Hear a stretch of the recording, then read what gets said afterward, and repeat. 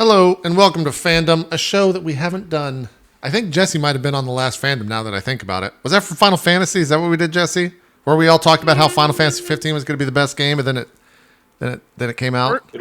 I would never, first off, I would never have ever said that. This is, you're out of your mind. I never would. Is riding in a car with four boys who love each other good? Yes. Is it great? Not as great as Final Fantasy 6, I'm sorry.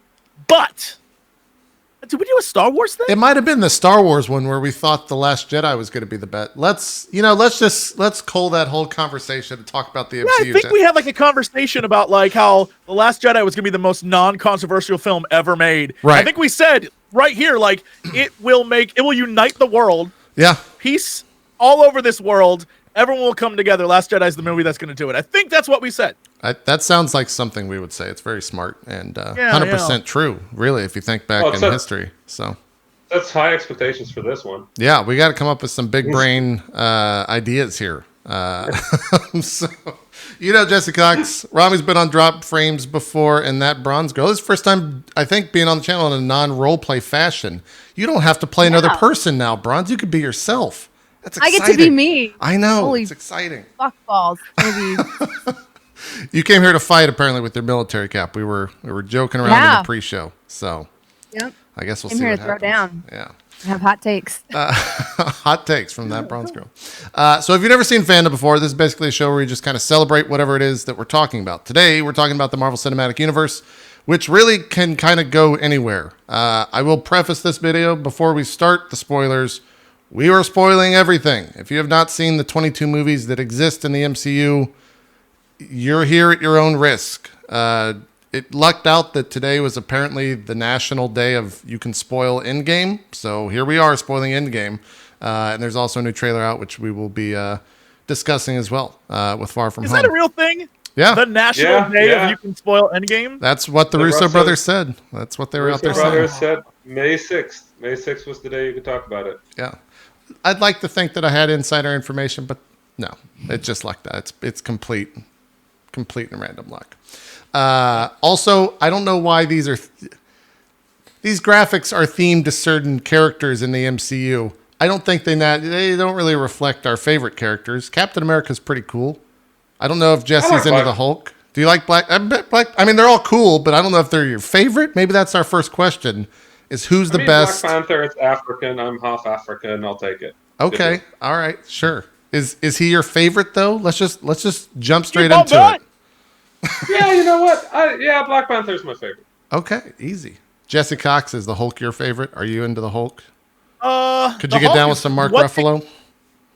First off, yes. Okay, that's a separate question, actually. Hulk, what they did with the Hulk in the Avenger films, great. But man, Cap is always and will always be the best Avenger. So, in my heart. Okay. Sorry, best character. Tony Stark died for your sins, okay? How fucking dare you? Whoa. Let's go. All right. I mean, Tony Stark's great and all, but, Okay, but in Civil War, when Cap literally broke his heart with the shield, that did nothing to you? Nothing? When he literally took the shield and broke his figurative heart, you didn't feel anything, Jesse Cox? He was trying to get Tony to understand that he has more than one friend. Like, Tony was like, only one friendship is allowed in this universe. He was a little bit obsessive there. It's true. You never... Yeah, but that's like, he killed his mom. Tony's great too. He didn't kill his mom. That wasn't him. That was Winter Soldier. What are you talking about? Right, but if he just let him get revenge for his mom, then everyone was trying to save his friend. He was trying to save his friend, and because he saved him, he got to be in 2 scenes shooting a machine gun at the end of the world twice. They really did. And they didn't even make him the new Captain America either. So he didn't get shit. I mean, he got to nod at the new Captain America. That is true. The first person to nod at the new Captain America. It is true. Deal. I didn't think about that. Before we move on too far, Bronze, Captain Marvel, is that your go-to? She's in frame with you. So are we right on the money? Miss Marvel. That's Miss Marvel. Yeah. There's too many Marvels. My favorite. I know, right? My favorite Avenger is Tony Stark's Iron Man. Okay. Very closely followed by Doctor Strange, but that's like more comic book stuff. because I've read like all of the 60s like comic books up until now. So I'm just like very big fan of Doctor Strange in general. But whether or not he becomes my favorite in the MCU is going to probably be based off of how the next movies go. That's true. Yeah. Yeah. A lot of those characters still have a little bit of growth where Tony Stark is, well, he's dead. Fleshed out. Yeah. So I think that's another interesting point that we should go around here. Bronze, I specifically contacted you to be on the show because I think more so than me and Rami and Jesse, you come at this from like the comic book fan angle, right? Like you were a fan of the comic books before you were a fan of the Marvel movies. Is that accurate? Yes. Okay. So yeah, you've got that deep comic book lore that I know I don't have. Jesse and Rami, I can't speak for them, but I think you might be able to one-up us with all the potential for what could happen in the MCU. Is this not true, Jesse? Okay. I mean, modern comics, it's not true. But the whole Infinity... the Infinity Gauntlet stuff was when I was like big on comics. And so I knew all this. I was ready for all this. Seeing it on screen was incredible. I couldn't tell you what's happened in the last 8-9 years of comics. I have no clue. So that's where I don't know. But if you want to do like deep dive into possibilities of old stuff, you let me know. I got that. Okay, we'll be doing some of that. We'll be doing some of that. Well, and the MCU is kind of like its own thing. And that's something that I've had to like come to terms with, because I feel like that's something that a lot of comic book fans can't let go of, is like, in the comics it's like this, and it's like, right, but this is the cinematic universe and it's a totally different thing, like, you know, so you just have to take them as two separate things. Yeah. I like how much of that language they've sort of managed to copy, though, because like it started very like gritty, right? Like you go look at first Iron Man. It's like, yeah, it's a comic book movie, but it's like a realistic, gritty version of the comic book movie, and it was just Robert Downey that just sort of like carried the comic vibe. But then by now they went all in. Like this is like full on comic book, like Infinity Stones, like multiverses, like time travel, death reversals, like. This is it. Like they just did it. They just managed to make a movie that is a comic book that is not the comic books. Right. When before we saw it, we were having a conversation about this. We were like, if they go full in, I'll be so happy. And the first message I saw afterwards was like, they did it. I was like, yes. Yeah. It's true. It's true. Yeah, I think I mean, maybe we start with the most recent with this trailer that hit today, which I feel like in the 2 to 3 minutes, I don't know the exact runtime of the trailer, but I feel like they dropped so many like next stage bombs in that trailer that we've never seen before. This whole idea of like, oh yeah, we're gonna explore the multiverse.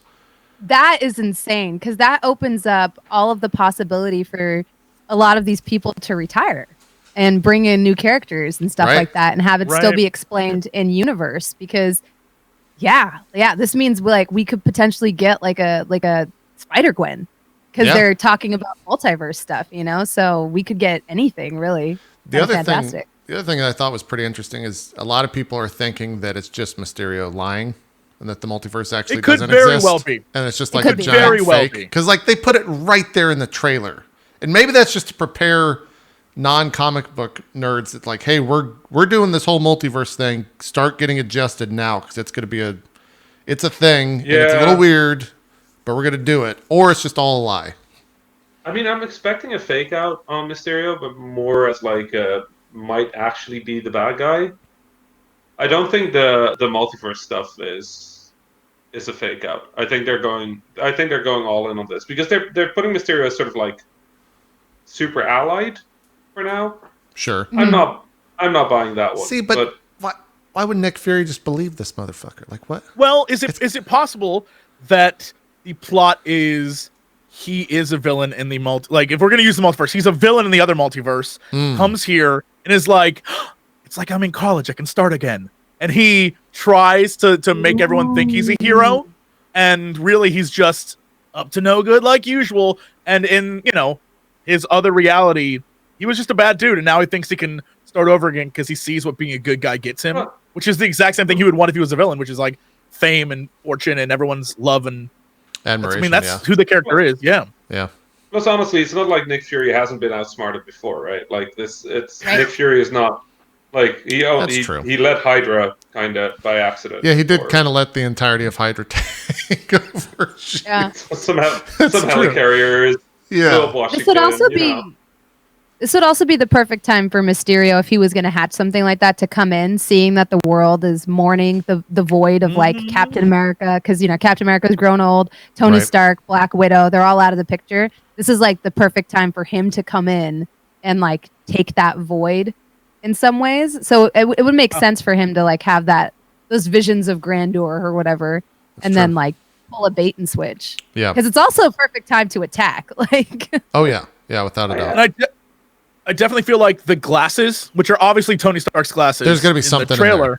He's saying something. I feel when he puts those on, I almost feel like that is 100% him realizing that the elementals are like BS and stagecraft, and all of this is like he puts those on and he goes like, oh my god. I wonder if that's like the revelation that it's all Mysterio just doing all the evil, and he's like, but I'm the hero, guys, I'm saving you, because there's no way they're gonna make him a good guy. I was reading a bunch of tweets today that were just like, I can't believe they're really taking the chance to make him a good guy. However, what the hell do I know? I watched Captain Marvel and that was a massive twist, so sure, who knows? Yeah. I'm also curious because they're bringing back the Vulture, right? Like that character isn't written out like he's in prison. He's in prison with Scorpion. Right now with Scorpion, yeah. But he's definitely hinted. Yeah, he's the end credits scene. Movie. Oh, is he? I didn't know he was cast in this moment. I did not know he was in the IMDb. I don't really look into the IMDb stuff too closely on this stuff because it is spoiler-rich territory sometimes. It could be one of those ending things. Like he's just like they were like, oh yeah, we cast this guy and this guy and this guy, and then they show up for like one moment in a movie. I wonder if this is if he's in the post credits of like Sinister Six is coming, y'all. Which I'd be so happy. I'd be to into see. it. If they can, I'd be excited for that.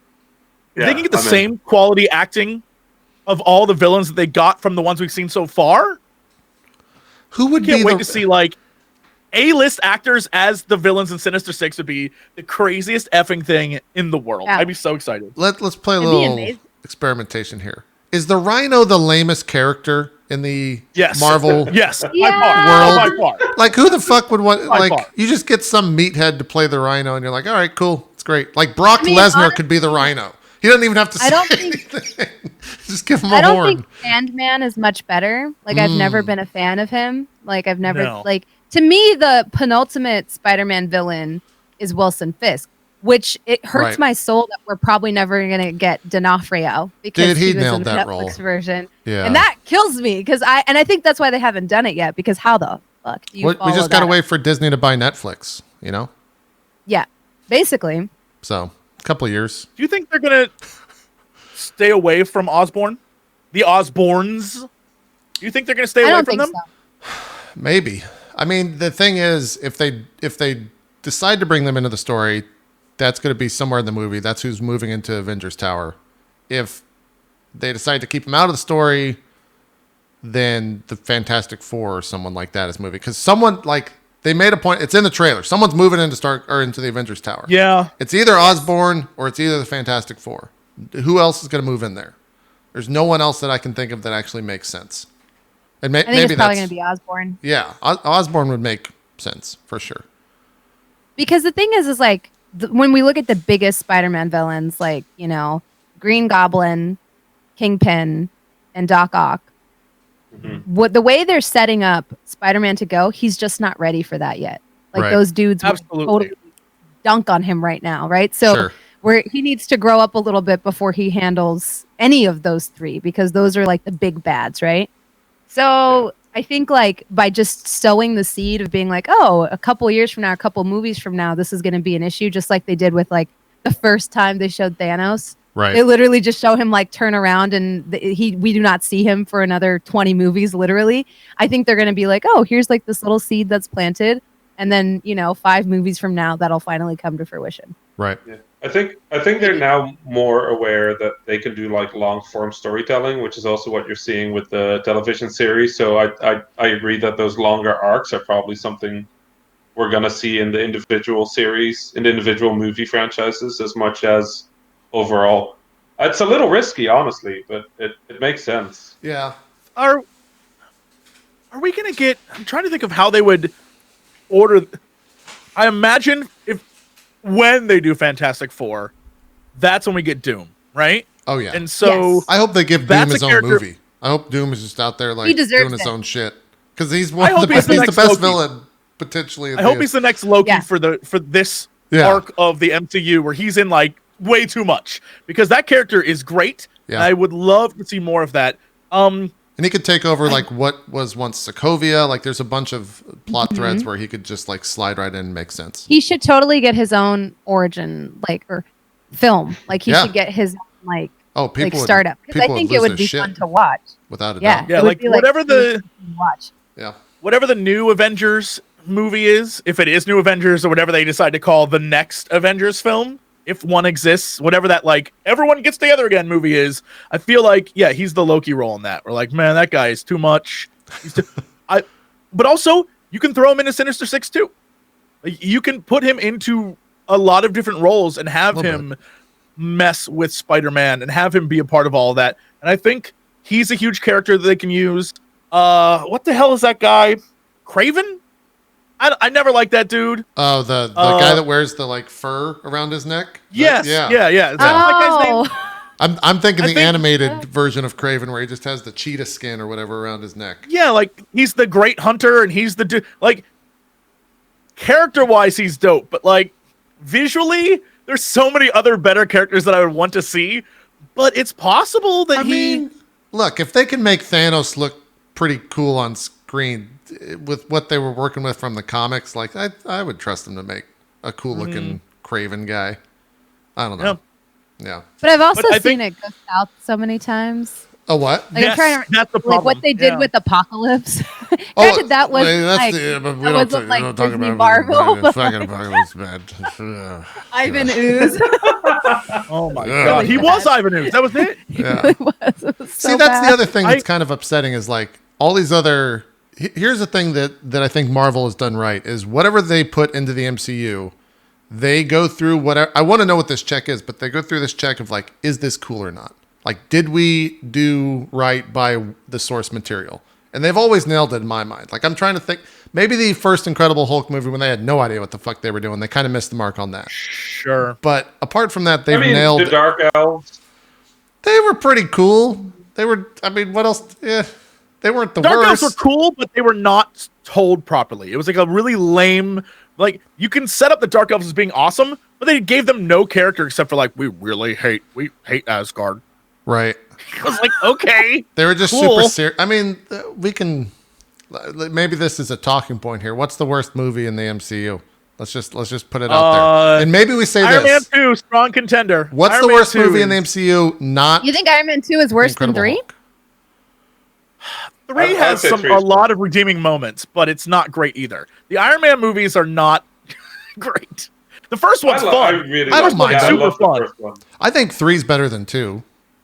Thor 2 Really? is rough. Thor 2 is think a this is science really fiction split. film. It's weird. It's a weird thing. There's a split across the screen. I think our side thinks Iron Man 2 is better than 3, and your side thinks Iron Man 3 is better than 2. Maybe. It's like so. this vertical line through the screen. Maybe so. But Yeah, it's Might be like a it's 3 like was a hard Venn for me. diagram where like it's almost overlapping. Like if you had to make me choose, I'd be like, I don't really care. I think they're both bad. Like I don't. They're not. Yeah, that's fair. That's fair. Fair.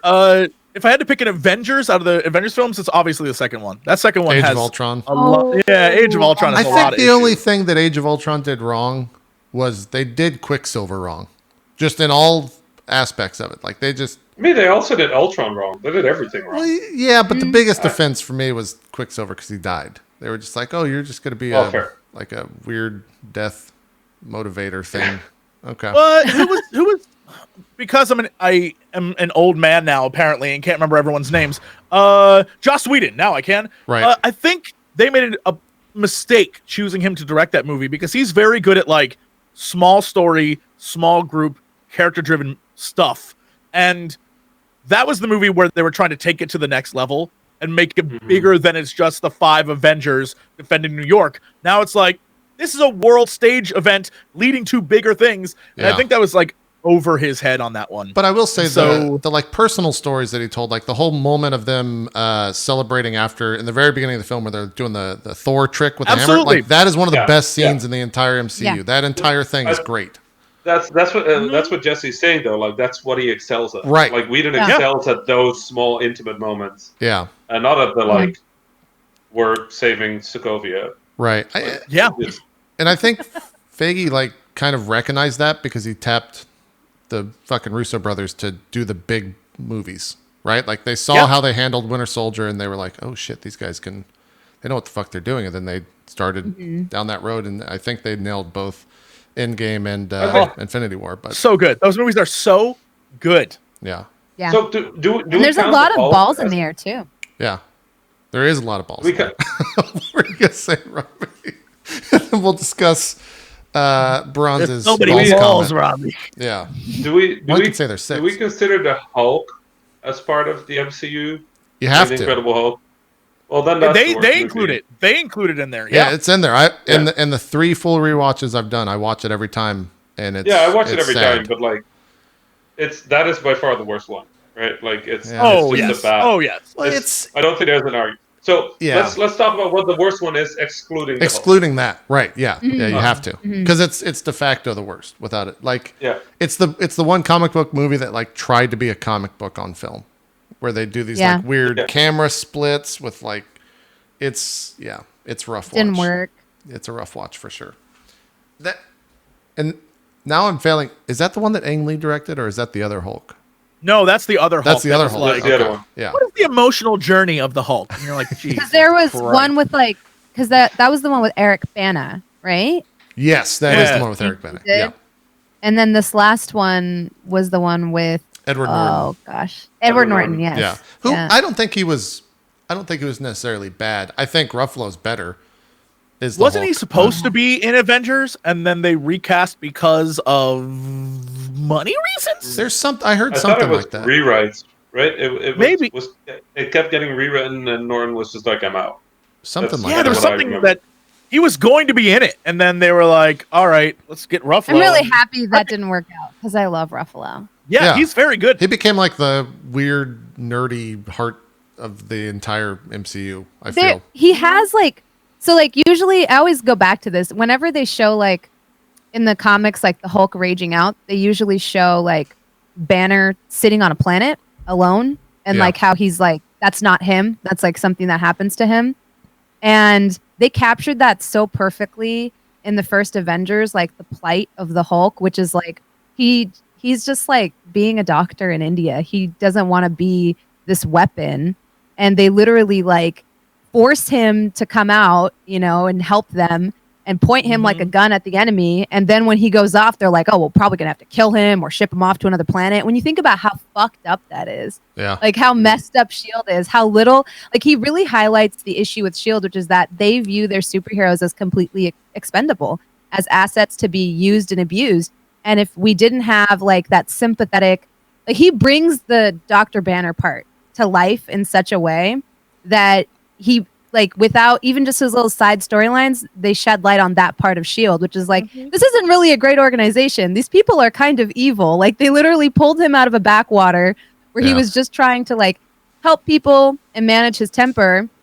And they basically poke him with electric prods to get him to, like, Hulk out and throw at their enemies. And, like, how messed up is that? That's terrible. Yeah, without a doubt. I guess he gets kind of used as, like, anti-Tony. Like, he's like the opposite arc, right? Like, he wants to just be good, and then he kind of gets used as more and more of a weapon until he has to redeem himself at the end. Right. Tony does the opposite. He starts bad, redeems himself, and then we follow his journey to the end. Right. Exactly. Interesting.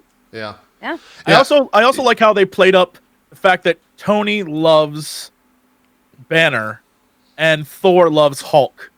And they don't like the other one very much because they're useless to them. Because clearly one is better than the other. And then I thought that was really funny, even though, boy, I would love to just have like an internet video of him gamma ray experimenting and becoming one. I think the reveal of him as being like Smart Hulk was super fun. And so, I like it, but to me, it solidified the fact that he's never going to have another movie of his own. Like, how do you have that? How do you like follow that is a, like I see him as a gimmick now. Yeah, like, it started with Ragnarok. It really started with Ragnarok. Yeah, I had like that huge disconnect with Ragnarok where he finally turns back into Banner, and it's all good. And then when he falls out of the helicopter or the spaceship, whatever it is, onto like the Rainbow Bridge. Yeah. I was like waiting for like Hulk, and instead he hits it, and they played it for a laugh, and I was like, we're never getting a Hulk movie. Right. Like I knew then because I was like, he's now the comedic relief, like he's the funny part. Yeah. And a lot of my friends loved that moment because they thought it was funny, him like going like, all right, time to come out, big guy. But to me, I was like, nah, dude, this is the Hulk. They literally shot him into space because he's like the scariest dude he's too ever. Scary. He's and too now powerful, he's just a joke, you know? Yeah. I mean but that's the same joke that's played in the original Hulk movie, right? Like this is not a new joke to the MCU. Like they play the same joke twice. I think the Hulk's arc is done, right? Like he can take over sort of a sage or like a wise one role for some of the new stuff. They didn't write him out, so he's still there. I think we're not going to see Captain America ever again. Black Widow, clearly, we're going to see again. I just don't know how or what. That's plans. So I guess prequel is probably what everyone's thinking. But so I was thinking, what did you all thought of that moment, though? The Black Widow moment. I was thinking before we jump in that, I've been thinking about this for a while. It's obvious that the original Avengers from the first movie have been written out. Like they're not if they come back, they will come back, and that's sort of like, I'm here for a cameo, or like I'm doing a thing in this one movie, and then they're out. But I think Thor might have his own, but go ahead. Thor's the only one. Thor's with the Guardians, right? Sure. And they are now making a new Guardians movie, which I feel like will be the way that Gamora gets back into the franchise. The question being, do they go with the Gamora who is from the alternate timeline, or do they find a way to bring back original Gamora, which then brings back Black Widow? And that might be the way they bring her back, because didn't they say they were making a Black Widow thing? It's already in pre-production. That's a prequel, unless that's a prequel of some sort. It could be like, oh, this is her adventures, like on the side. Yeah, it could be like in a separate timeline.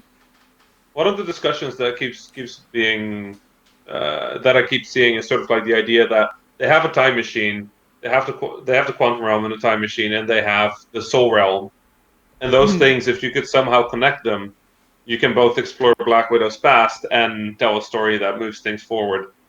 Which, fair enough. You know, I honestly like.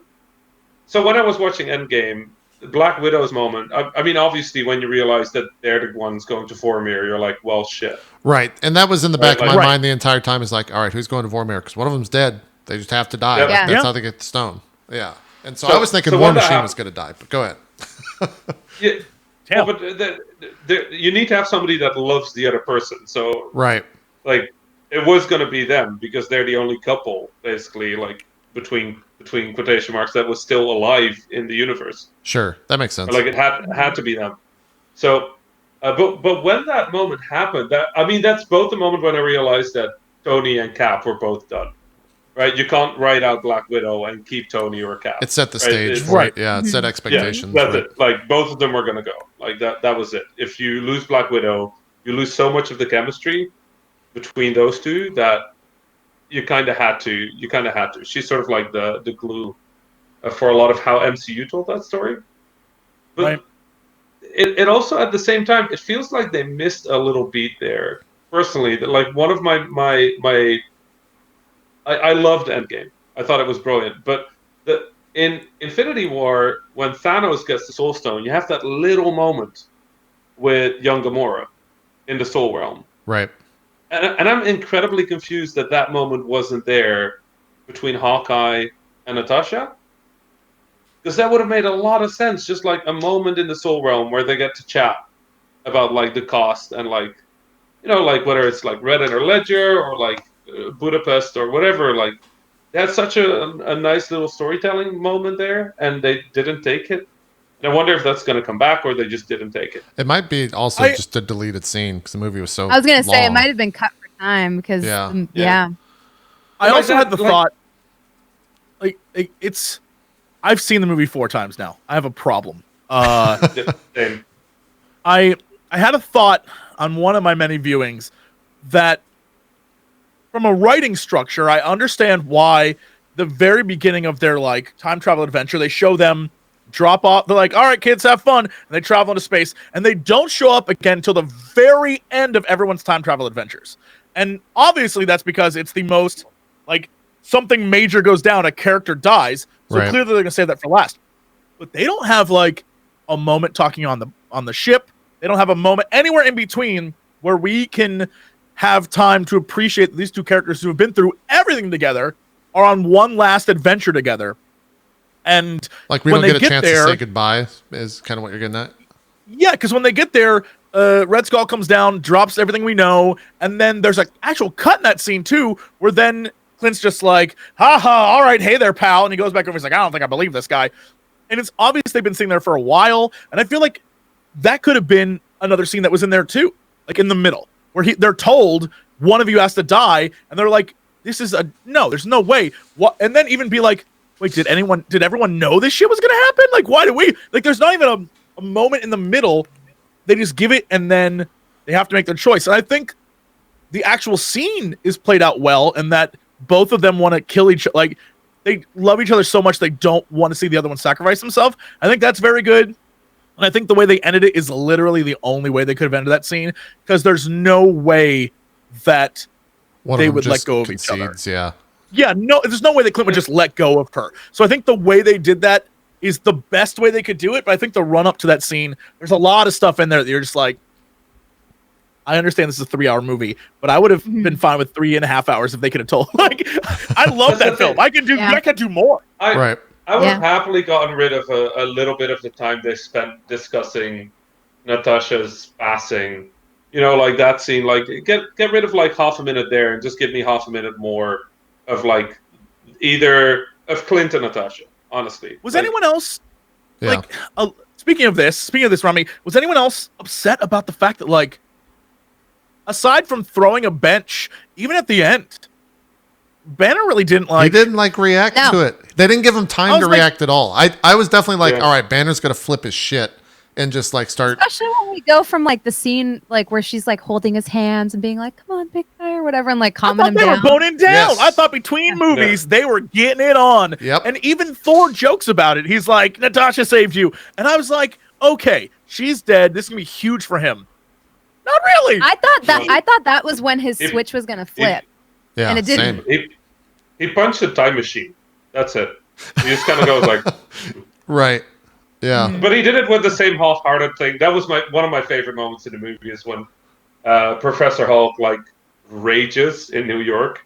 And he just like smashes the cab. He's like, and then just goes like, it's such a good moment. It was like super cute, but I'm a little bitter because I wanted to see like Hulk smash one last time. And the other thing is like, I'm not gonna lie, I feel like they're trying to turn him into Hank McCoy from the X-Men. Like, because he's just giving me major Beast vibes. Like, because he's like this like smart, wise dude now. He's like this giant beast, and he's like a smart brain living in a beastly body. You just got me really sad, Bronze. Why would you say that?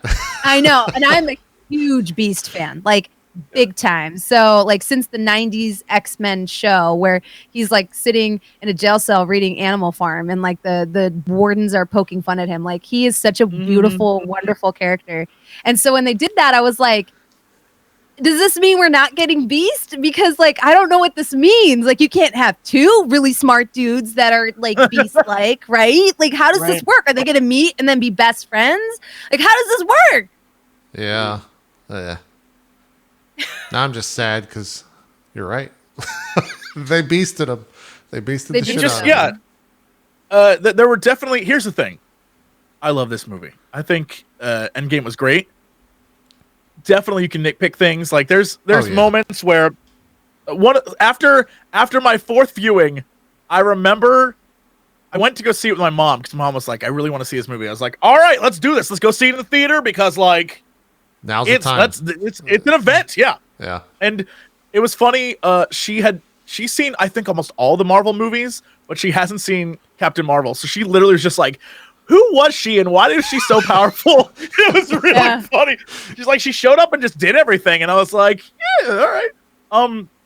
But after the movie was over, I remember walking out of the theater and just thinking to myself, like, okay, there's a lot in this film I could be like, I'm going to complain about. But the one thing that stuck with me that I kept thinking about over and over and over again is Tony brings back everyone, or I guess technically the Hulk did, but brings back everyone who was gone 5 years later. And I guess the whole thought process is like, they'll all come back, everything will be like the way it was, it'll be amazing. But in that 5 years, I keep thinking about all the like families that were torn apart and all the people that were in clear, deep, massive depression. All what I would assume are like suicide cults and crazy shit going on, like really effed up stuff that happened. There's some Hamlet stuff here. Not even like we brought everyone back, and then to come back and realize that your loved one like killed himself because you like literally Romeo and Juliet. They were just like, I thought you were dead. Well, I'm not dead. Well, I thought you were dead, so I killed myself. Like, I was like, oh no, the world is way worse off. I kept thinking this is a massive plot hole. Things are going to be terrible. Yeah, I wonder if they address that at all moving forward. Because, like I said, 5 years is a shit ton of time, and that is a bad situation to live in. So, and even the 5 year, there was like a couple of stuff that like didn't like. Okay, I liked the movie, but one thing I didn't understand is like, so in the original, and you'll know this, Jesse, in the original like Infinity Gauntlet story with Thanos, not the one with Adam Warlock. He kind of just takes the Infinity Gems and puts them in his yellow glove. And that's the original Gauntlet. It's not anything special. They went through this like whole thing to like explain that like, oh, but this Infinity Gauntlet is like made special by, you know, what is his name? Eider. And he's like the king of the dwarves. And it's very special. Or Tony Stark can just make one. Now we can easily just like kind of hand wave that away and be like, I mean, Tony Stark can make anything. He's invented elements, but it was weird that they put so much time and effort into explaining that like this is made from special metal, and then having it be like, or Tony Stark can whip something up that can house the Infinity Gems. Like it was a little bit weird to me because it's like, I mean, I guess there's multiple. Like, I'm starting to just spew excuses of why he like could do that, because like, hey, it wasn't perfect, he died by using it, right? So it wasn't like a perfect glove in that sense. And my understanding of it would be like he can do that because it's not the glove, it's like the 6 stones being harnessed at once, right? So it's not the glove that's allowing him to do it, that's the stones. So when you think about it, if there's anybody in the universe outside of I3 that can do it, it would be Tony Stark. Sure. Yes. He's 100%. He's had explicit experience with these stones for like the past like decade, right? Like since 2000. Studying them and 10, 11. It was just weird to me because like these two movies, it feels like they were trying to cram a lot into a little amount of time. And sometimes I get confused on why they spent so much time trying to like explain how the Infinity Gauntlet came to be. Right. When at the end, Tony puts him in his own suit, right? So it's almost like, why didn't they just have Thanos pop it into his big yellow glove? Like, it's a little strange to me. That's all. Another comment. Another thing I thought was really funny, and this goes back to another nitpick that I would love. We don't need the scene, but I would love to have seen this scene. Cap goes back and has to take back all of the stones, right? Right. At some point, he has to take back the Soul Stone, so he would meet Red Skull and then be like, what the fuck? Here you go, I guess. Like, what is he?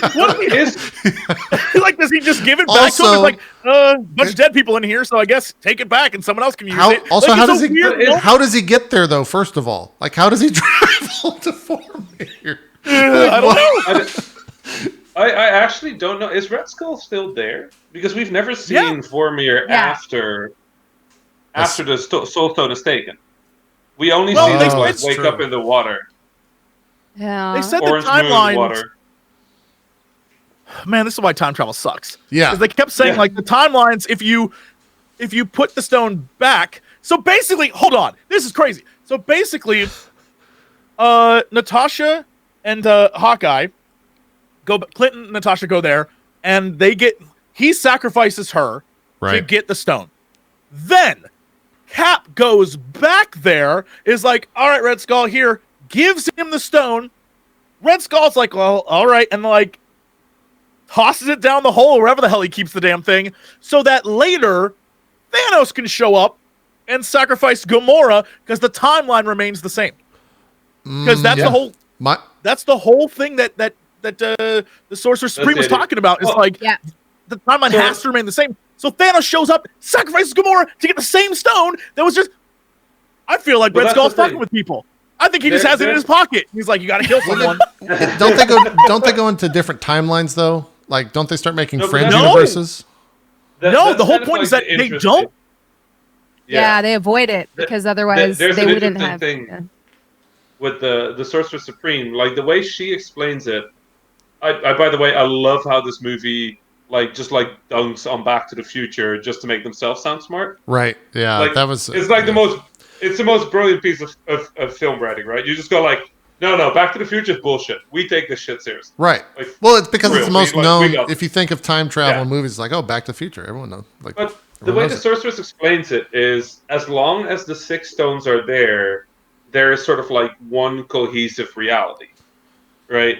And as soon as you put them all together, as soon as one gets removed, you get a split off reality, but not in any circumstance as long as there's 6 stones. You get a healthy, continuous timeline.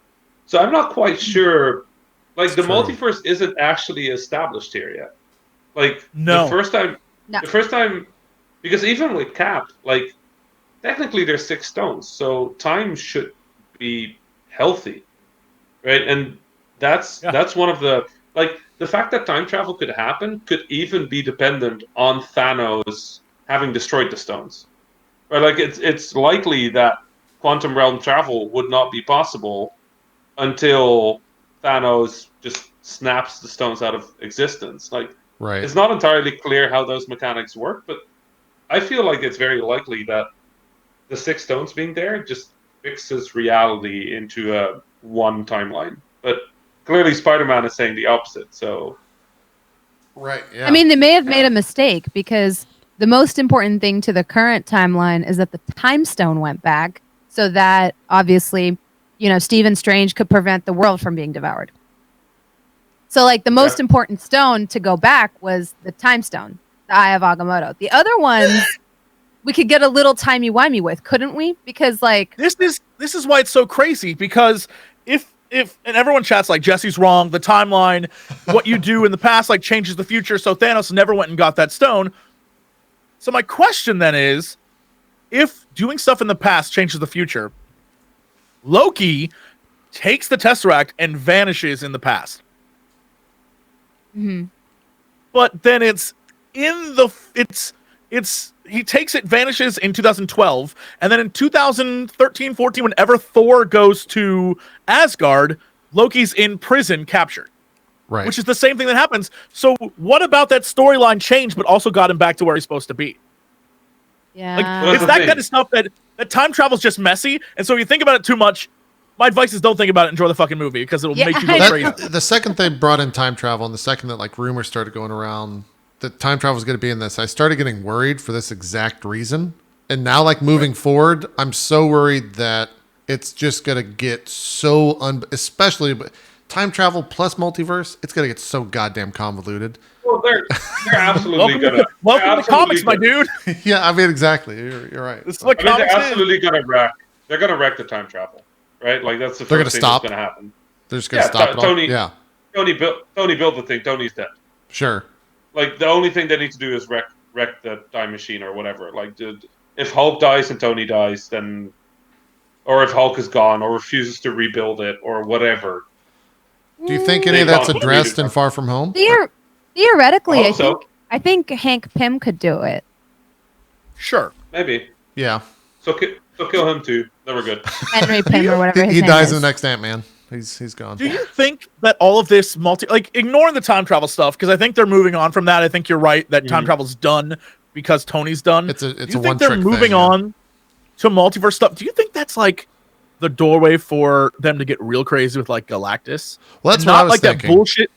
Not that bullshit Galactus from Fantastic Four, but like a man in space that's like, munch, munch, munch. I love planets. Like, are we going to get crazy? So what if... I think we will. I think we will as well, but with this setup, like what if in this multiverse, whatever this version of reality is, the Avengers are the team that happened, right? In another one, the Fantastic Four is the team that happens, and they're the ones that like have to fight Galactus. But there's also other, similar superheroes that we have in this one. Like there's different Spider-Man, there's a different Thor, Sure. the fucking frog Thor shows up. I mean, they could do so many fucking weird things. Right? We're gonna go full into the Spider-Verse with Avengers. Yeah. I'd be up for that. And maybe they saw what Into the Spider-Verse did, and they're like, shit, they pulled this off. Like maybe we can actually do something with this over the course of like 20 movies. Yeah. I could totally they see them doing could, that. because if they decide to, I'm not gonna lie, like I don't think that they're going to make another, like, I don't think they're going to have Iron Man be the conventional Iron Man. I don't think anybody is going to be able to play like a Tony Stark-esque character quite like, Robert Downey Jr. Right. Now, Sure. I think that if they do it, they're going to like either they're going to do a gender bend or something like that, and we might have like an Arno-esque character. Because so like in the comic books, he has like a twin brother, and his twin brother is I think he's like restricted to an iron lung or something like that. And so he eventually figures out a way to cure himself and all of that. But that aside, they could have an alternate like multiverse in which maybe Tony Stark is somehow, disabled, and therefore he trains an apprentice, and that's a girl. And so you have like, because I don't think they're gonna, right? It could be Cassie. Yeah. Cassie could be maybe Morgan. from like, could be like some like, like Rachel Gray type of time travel type of stuff where it's like, oh, well, in this reality, either his daughter, he ended up having a child earlier on. She ended up becoming Iron Man, or maybe because he was couldn't be Iron Man, and he didn't have to spend the 10 years of his life doing that shit. So now he has like a 14-year-old daughter, 15-year-old daughter who is Iron Man. That could work. Yeah. Yeah, or they But could But do then the have we already thing. seen that story though? Like, isn't that basically what Spider-Man and Iron Man were in the current MCU, where they kind of like? Well, I think, and that's what they're setting up Yeah. for Spider-Man being the new Iron Man leader of I this hope next not. phase. I hope he keeps to be like the friend. I hope don't the think- like. but I hope the Trinity are Doctor Strange, Captain Marvel, and Black Panther. I hope that's By the new leader, Trinity I moving don't forward. mean like leading the group. I mean like, as in movies. Like he is going to be Okay. The Iron Man was that first big movie. Spider-Man's gonna be that first big movie, and he's gonna be like the things that happen to Spidey are gonna be what drives the action of everything moving forward. What if they just See, steal into the Spidey is Spider-Verse and they just start taking all the different Spider-Mans and they bring them into the MCU, and then current one But I gets mean, retired? that's kind of like, if you look at how they're positioning pieces, though. Like I do think Spidey is the heart, because they've played Ant-Man as a heart now, right? Like they've played Ant-Man as the heart for the past, like, basically phase 3 is technically the story of Ant-Man in a weird way. So Spidey is kind of like the one that's left. It can't be Marvel, because if it's Marvel, she's just gonna punch everything. Yeah, she's too strong. She's too powerful. Yeah. She's too strong to lead, right? I don't know what her next I movie think- looks like, by the way. Like, who the fuck is she going to be fighting? And maybe this is where I Bronze almost could feel jump in like with they've comic. overpowered her. Right. I mean, But she fucking just tears through a the tear. introduction. I think the introduction then is she's too strong, right? Like everyone sees that she literally at the end one-shots a ship. Yeah. I think the thing you notice though is that Uh-oh. We lost Jesse. We don't notice anything. Oh, Marvel cut him off. I thought it. Yeah, I thought it was me. Marvel. I thought it was me right off the bat. Well, Yeah, I thought the same. he got snapped. Anyway, the with Captain Marvel, isn't the obvious storyline for her there just to lose her powers? I hope not. I isn't hate that the- type of storytelling. I But hate when they it's- do that. Don't do that in games, Rami. Don't do that in movies either. I mean, it's You know what, why you though? make Metroidvania. That's why we do Like- Metroidvania. It's kind of clear that they're going cosmic with this, though. So I would not be shocked if we got a story I would not be shocked if we got Richard Rider and like Nova and that type of stuff. They've been putting little Because like, Nova Corps dead, right? So they could get an actual right. Nova. Prime, like Yeah. the main guy, right? So if they were to start doing that, when it comes to the galactic stuff, she 100% can get her ass whooped. When it comes to like when you start spreading out into the universe, there's 100% she can get her shit handed to her. But I think like when it comes to stuff on planet, I don't know. Her power curve is so different than it is like Yeah, she in the just comic book. she's And too Civil strong. War 2 is like her facing off against Iron Man, and she ends up putting him into a coma. But they do trade blows pretty equally up until that point. And in this universe, you couldn't imagine Iron Man squaring off against her because of how they've powered her up. Yeah. Yeah. No, she like, here's the thing. If she stays this powerful, she's basically like, her movies have to be, here is why she is busy elsewhere. Right? Because otherwise there's no stakes for our heroes. Yeah. And it's similarly like in Far From Home, they say with preoccupied, right? Yeah. Like, yeah. And I think that I wonder how much we're going to see that until we're finally just like, stop telling us that so-and-so's occupied. We want to see this movie about this hero, not have like, is there a point where they can go too far with what they did with Civil War, right? Where it's just like, let's bring everyone in under a Captain America. Let's bring everyone in under the next Doctor Strange movie. Yeah. Oh, I think the next Guardians of the Galaxy will have, Captain Marvel jump in at like halfway, then she'll leave. And like, is that the future of the movies where they just start throwing in so many different people into every single movie? I hope not. Yeah. I hope not. Yeah. I don't know. They seem very aware. Like sorry. Oh no. I was saying I feel like there's just like I was saying earlier, like there's too many balls in the air. I feel like Endgame did the best that they could do in trying to tie up a lot of that, but it seems like a lot of our respective takeaways is that, oh, I wish I had gotten an X moment or Y moment. And it's because there's so much there. Oh yeah. Yeah. I think what Endgame was is like, I think my final sort of like takeaway after like 4 viewings as well is that it's sort of like the inverse of Infinity War. Infinity War was a plot movie with character moments, right? There were incredible character moments in that movie. Endgame is just character movies with a plot. Character moments with a plot. It's just payoffs, right? It's just like Cap grabs Mjolnir. It's Wanda wrecks Thanos. It's Iron Man hugs Spider-Man. It's like everything is like the moment. Come on, like when Cap grabs Mjolnir, like every room. I didn't know that was going to happen because Stormbreaker's there, right? So like in the comics, what happens is Beta Ray Bill and Cap face off, and Beta Ray is found worthy, and he doesn't want to leave Cap without Mjolnir. So they give him Stormbreaker. So that's like, so when I saw that hammer move, switch up, okay. And I saw the and there's an Easter egg for Beta Ray Bill in Ragnarok. I for some reason thought I was gonna see a horse flying. Like I know it sounds crazy or like stupid, but I thought that what was gonna. When I saw the hammer move, I was like, oh, it's gonna be Beta Ray Bill, and then he wasn't there, and I was like, oh, never mind. And I feel like a dummy. Of course it's Cap. That makes way more sense. They're not going to introduce a character in the final fight. Right, yeah. There's like a lot of little moments like that were like super fan servicey.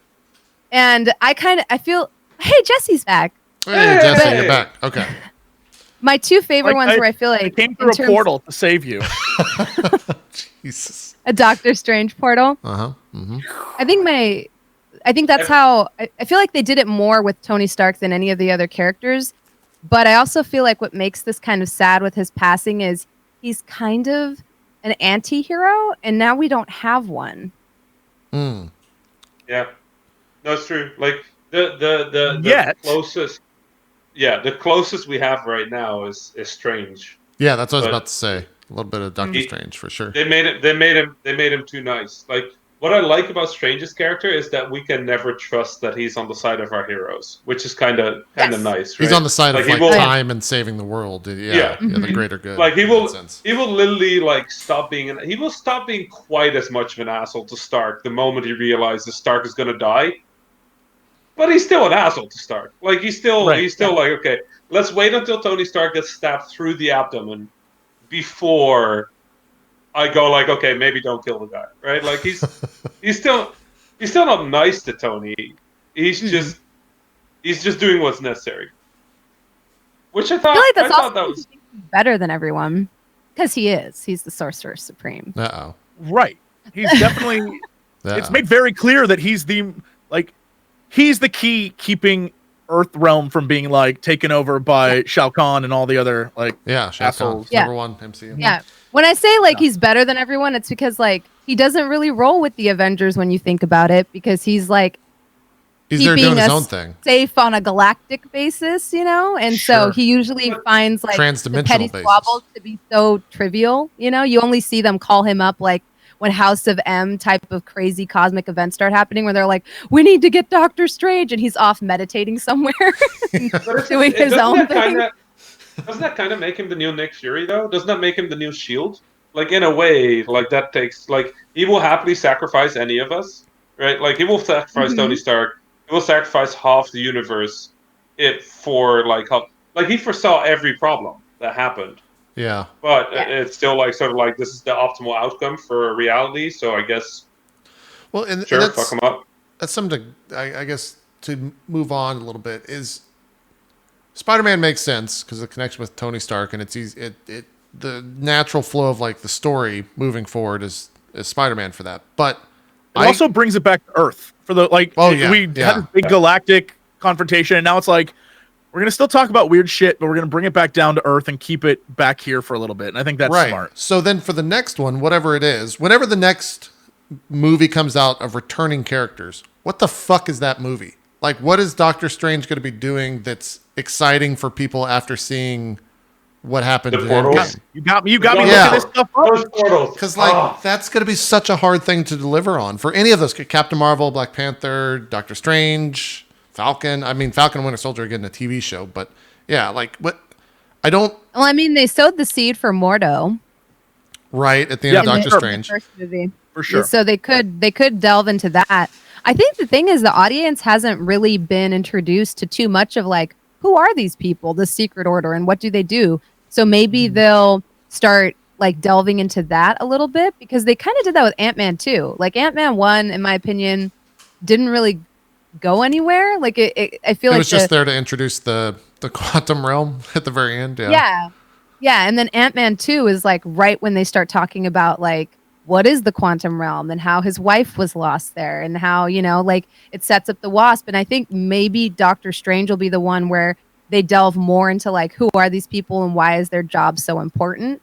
Whereas I think Guardians of the Galaxy is going to be the one where we see the next universal big bad because they literally float through space. Right. So I feel like that'd be the one where we maybe discover like what the next thing on the horizon is. Because once you start, introducing things like Galactus, you can start introducing Silver Surfer, and then you can start introducing the Fantastic Four. And I think Silver Surfer will be all those guys in. Silver Surfer's got to be a post-scene or post-credit scene, without a doubt. So I went online because I now need to know because I need answers. Okay. You started me down this path. So Far From Home is technically the last film of Phase 3. Yeah, they were out there saying that. Feige was out there saying it. And so the next movies in no order are The Eternals. Yep. Which is definitely going to open up the galaxy level. Apparently Angelina Jolie's in The Eternals, by the way. Mm-hmm. Black Panther 2, Guardians of the Galaxy Volume 3, and here's the crazy ones. Black Widow, that's a film. Yep. And it'd be weird if we got a prequel without context for later films, right? It'd be strange if we... And so I wonder, because the other one they announced that's going to be part of Phase 3 is Guardians 3 is now back. Phase 4. Guardians 3 will be one of the last films, and I think they said 2022, 2021, something like that. Yeah. It's way off. And so I wonder what they're going to do with that and Black... I'm telling you, I feel like there might be a connection between what they do with Black Widow and the Guardians and Gamora. I know everyone's like, you're wrong, Jesse, but like, what if, though? Yeah. I don't think Black Widow is going to be a prequel. Like they played the same sort of like thing with Far From Home, where they were like, that's it. Like it could be a prequel. Like they've done prequels when introducing a new character, but they've never gone back in time before. Yeah, like, I think it's a step back. Like, it's kind of a boring story to do a prequel. Like you have to move forward. Like if you want Black Widow to be an interesting movie, going like, well, here's this character from this story that we could like. They've literally said this phase is over. This story is over. Yeah, you can't go and be like, actually, no, there's one more part to this story that we haven't told you yet. Like that. Do you think they would introduce a new Black Widow? Like, do we know that they won't? Do we know Scarlett Johansson is the one? Could it be like a multiverse thing? See, but if they start getting into multiverse bullshit, then it's just. Then we're off the rails, I think. Like, then we're just really off the. Then it's crazy. Here's sort of my question. Like when you look at how they did Phase 1, there's actually one thing I'm sad about, now at the like. It's not sad. I'm glad that it was there, but it's sort of like my main word for the future. My favorite thing about the MCU is this very slow, like boiling frog kind of like escalation from we are on Earth, and this is reasonable. Some guy in a cave built a metal suit with like a fantastical like energy source. That was the only fantastical thing in the movie, right? The only thing that was unreal in Iron Man was the arc reactor. Everything else was sort of like, sure, whatever. Like, to like 6 movies in, we've got like a Thunder God and a Green Hulk. To like 6 movies later after that, we've got like sorcerers and stuff. And then 6 movies after that, like there's a dude that End can of the snap. world, yeah. And there's a raccoon that can talk. And there's like that escalation is now gone. The sort of escalation from like Earth to magic, space, the sort of like galactic threat, and like the multiverse seems like the next step. The next step. But that's what they're kicking off with. Like, can they escalate up from here? Like, is there like they're making a Shang-Chi movie? Yeah, that's also confirmed. Yeah. What? Yeah. So I definitely know that he interacts with Spider-Man. So that's a thing. But I always thought that he was more like Earth. I thought that if anyone was going to get a show that would have been on Disney Plus, I imagine it would. But this is a movie. Yeah. Oh, I have no clue what. Yeah, they're going in like the Kung Fu world. It's not Iron Fist. But yeah, Rami, to get back to your question. What the hell does that mean? I don't know. Sorry, I just read that and was like, "What?" Yeah.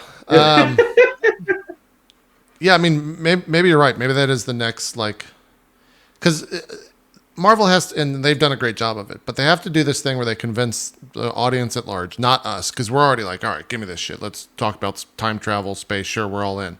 But they have to convince the audience at large that, like, hey, this is not some bullshit story. Like, this is a not grounded. This is a real serious story about multiverses, and it's not nerdy. It's cool. And that is going to be I think a lot of people had issues with time travel to begin with, not giant fans of the MCU. Saw them were like, really, like time travel? That okay? All right, sure, I guess. Oh, okay, cool. Captain America's back. There he is. He's on the screen again. Let's talk about that. Yeah.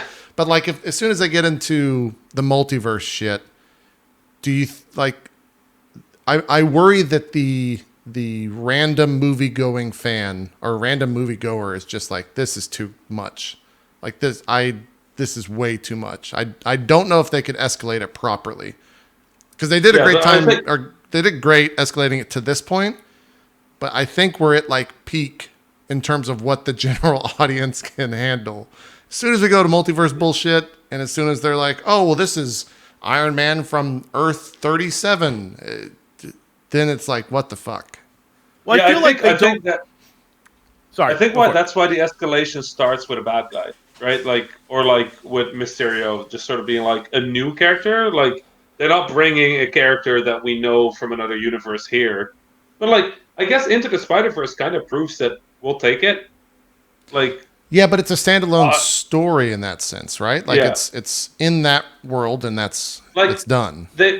They've put the multiverse in such a spot that if Nick Fury says like the snap blew a hole into our universe, then everybody just goes like, oh yeah, that sounds reasonable. That sounds reasonable. Yeah, like, that's the first thing I thought. Like, oh, that's how I guess they could do that. Yeah, fair enough. You're right.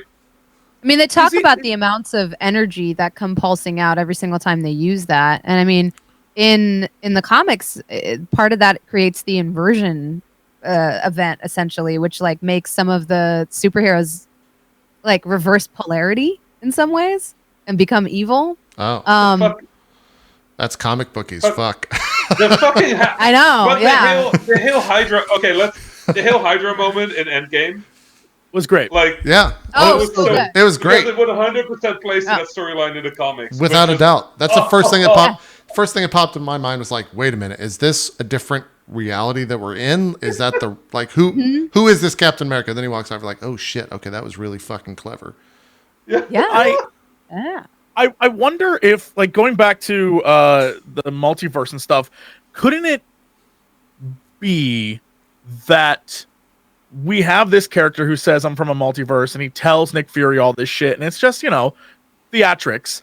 But the post-credit scene is like, oh no, but there is a multiverse. And that's how we have our build-up, rather than it be a thing that exists immediately. It'd be like, everyone's like, oh, there was no multiverse. It's just this guy act like being a dick, because Mysterio is that guy, and he would make this stuff up. But there's always like a little bit of truth. And so at the end, post-credits, it's like, oh no, that's like a real thing. And we're just starting to understand it, and then they can roll that out over the next couple movies. Yeah. I don't know. I have no idea how I feel if they're gonna, like, storytelling wise, if they're gonna do multiverse, they have to go all in now. Like, we have the suspension of disbelief from time travel, right?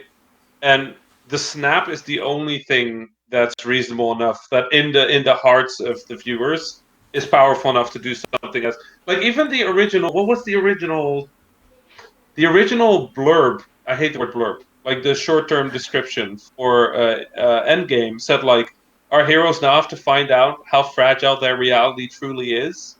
Like, this is the multiverse thing, right? Like, it just happened. The snap was the start of the multiverse. Like, if they're going to do it, they have to go all in, and they have to go all in very hard now, because right now we're at the galactic story level.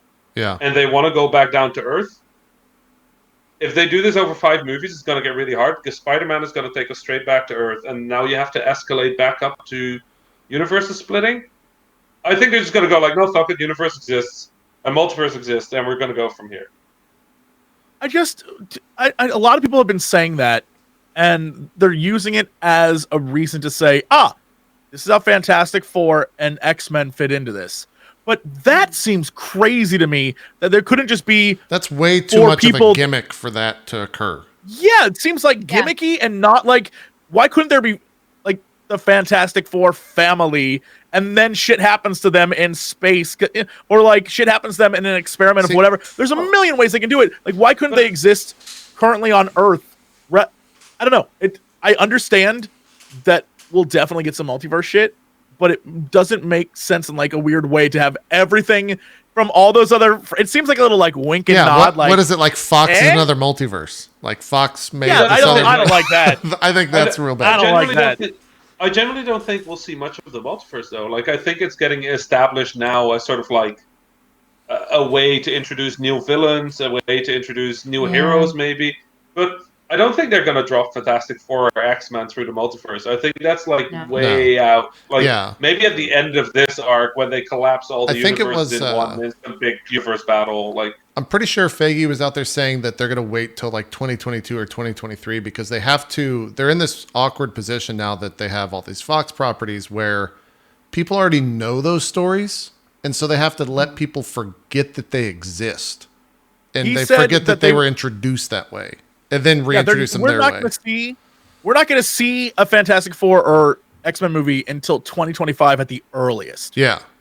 Like, probably. So don't expect any... Like, he literally is... He was like, I saw what they did with Spider-Man. They kept rebooting it over and over and over again. And they did the same thing with X-Men. Like, he's like, we're not doing that. We're going to get entirely new cast. You're not going to see any of the old cast. It's going to be new people. Don't expect Hugh Jackman as Wolverine. Don't expect any of that shit. Yeah. And I think that's the only way they can do it. Yeah. And then they'll just keep introducing, like, can you imagine by 2025, granted that's not that far, it's only 6 years from now, but like, I mean, they could also use this, they could once again, like, kind of sow that seed of like, oh, maybe the radiation or the energy from the snap has triggered, like powers, the humans become inhumans when they get in contact with the Terrigen Cloud. Maybe it's like, oh, people have started evolving. Like, they could maybe sow that seed, because the problem with mutants is it's not just the X-Men, right? It's mutants exist on planet Earth, and the X-Men are like the task force for a long time. It's not something new. It's happening for like, so you have to like, you can't have a universe in which the X-Men exist but the mutants don't exist, because then why do they exist? Like, that's their the whole trouble point they're going to have for mutant rights. So you'd have to have other mutants, and we could say that maybe the snap sends out a wave of energy that either like creates a gene or mutates an existing gene or activates evolution in certain key individuals. And now it explains why 5 years from now, when they announce that movie, well, this task force has come together to advocate for mutant rights. And then on the flip side of it, you've got Magneto, who has a more like, Yeah. Fire That's and brimstone. that's So smart as shit. in Agents of smart as Shield, shit. they did a little bit of that shit where I was like, wait a minute, is this how they're going to introduce like mutants? And then the storyline kind of died, and then the show got actually better after that. But that was like season 3 or something with Sky's mom, where I was like, wait a minute, is this the mutant gene in the MCU? But it was not. It's something completely different. So yeah, And they also had to not call them mutants. They were called everything but a it mutant. was real and that- fucking weird. It was So a weird dumb. season of that show. God, it was so weird. Yeah. Yeah. But you can't just have them come in from a multiverse and be like, oh, we're the X-Men. Because it's like, well, then what do you do? What is your purpose? Why do you have an academy? Like, there has to be normal Well, you would- mutants that are like, Yeah. I You don't would want to start be with an an X-Men movie, right? Like, you don't introduce them Spider-Man or Black Panther style. Yeah. Can we go back to the old movies though? Like, because Yeah. like we've talked about the worst ones. Can we talk about like? So one of the things I loved about the original series is that you could tell that every franchise sort of had a movie genre that they build on, right? Like, what was sort of like your favorite sort of like franchise more than like individual movie? Because everybody has their favorite movie. Some people everybody loves the Winter Soldier. Winter Soldier is probably the most beloved. That and Black Panther, I think, for sure, of the quote originals. So, like, with worst movie, you always end up on the Hulk. With best movie, you always end up on like Winter Soldier or Black Panther or something. But like franchise-wise, like, what's kind of like the everybody's favorite? Franchise-wise, I mean, out of all of them, I feel like Cap is the most solid. It's just it's just 2 good movies or 3 good movies if you count. I don't count Civil War as a Captain America film. It follows him as the main character, but that's not a Captain America movie. Yeah. Yeah. But I'm saying like, that's why his is the most solid, because those 3 movies, the first Captain America movie is very much a film that's like, remember the old days of superheroes, and it's like a nostalgia trip, and it's the last film before Avengers, and it is definitely one of those like, let's go back in time to it's a fake better time. Yeah. Like, it's an emotional better time. And so I think that movie had a lot going for it. It's hardly perfect, but I think it was super fun, and it was like a little campy and everything you kind of wanted in like let's travel back to superheroes. And the next movie is literally a spy film, but with superpowers. And then the movie after that is the biggest moment of it, like pushes the next several movies because it divides the Avengers. And so I think his 3 films compared to, Thor is hit and miss all over the place with those 3 movies. And I think that Iron Man is the exact same way. Like, there's many amazing moments, but in those movies, even some of the villains, you're like, this is who we chose to go with? Like, I don't know. I think they're all over the place. And so I think it's pretty easy to say that Cap's movies are like the 3 solid franchise winners. Yeah. What's funny though is like, even though like Iron Man's movies, other than the first one, weren't great, I feel like Tony Stark as a character has been so central to the to the plot of every crossover, and that really came to a head in Endgame. How Captain America, like even when you look at Civil War, Captain America trusts that he will make the right decision. Tony Stark does not. He is not an idealist. He does not think he is infallible. He does not think that he is perfect, right? And Captain, and he even makes that comment, like in where he's like, "Oh, I really missed that optimism." I think he says something like that. And his like, he doesn't think he can do this forever, right? Like, he's so human, and he has like issues with alcoholism, especially in the comics. And like that whole scene between him and his dad, like he got the most screen time in Endgame. Like, this movie was his entire character arc and him getting closure. And as soon as he had that conversation with his dad, I immediately was like, he's going to die. Like, I knew at that exact moment, yeah, he was going to die. Yeah, I had it at the daughter. The moment they introduced Morgan, I'm like, oh no. I'm like, well, here we go. Tony is back on Earth. He's grounded. His life is now his own. He left behind the superhero gig the way he promised Pepper. We're like, humanity is gonna have to lean on this guy one more time. And he's gonna break. Yeah. He's like the most human of the Avengers, and I think that's what I've always loved about him, is he always brought that human side to the Avengers. Like, even Civil War, I don't think anyone will sit here and debate that what he did was kind of wrong, in the sense of like, well, that Bucky was under program. He was like, had some hardcore mental programming in there. It wasn't really him that killed your mom. And maybe any other superhero, if that was T'Challa or anybody else in that moment, would have been like, you know what? That wasn't you, Bucky, but not Tony Stark. Because Tony Stark is emotional. He's so human. There's no way in that moment he was able to put aside the logic and be like, well, technically Bucky didn't mean to kill your mom. No, that's who he is. And that's who he's been in every film, is that emotional, like.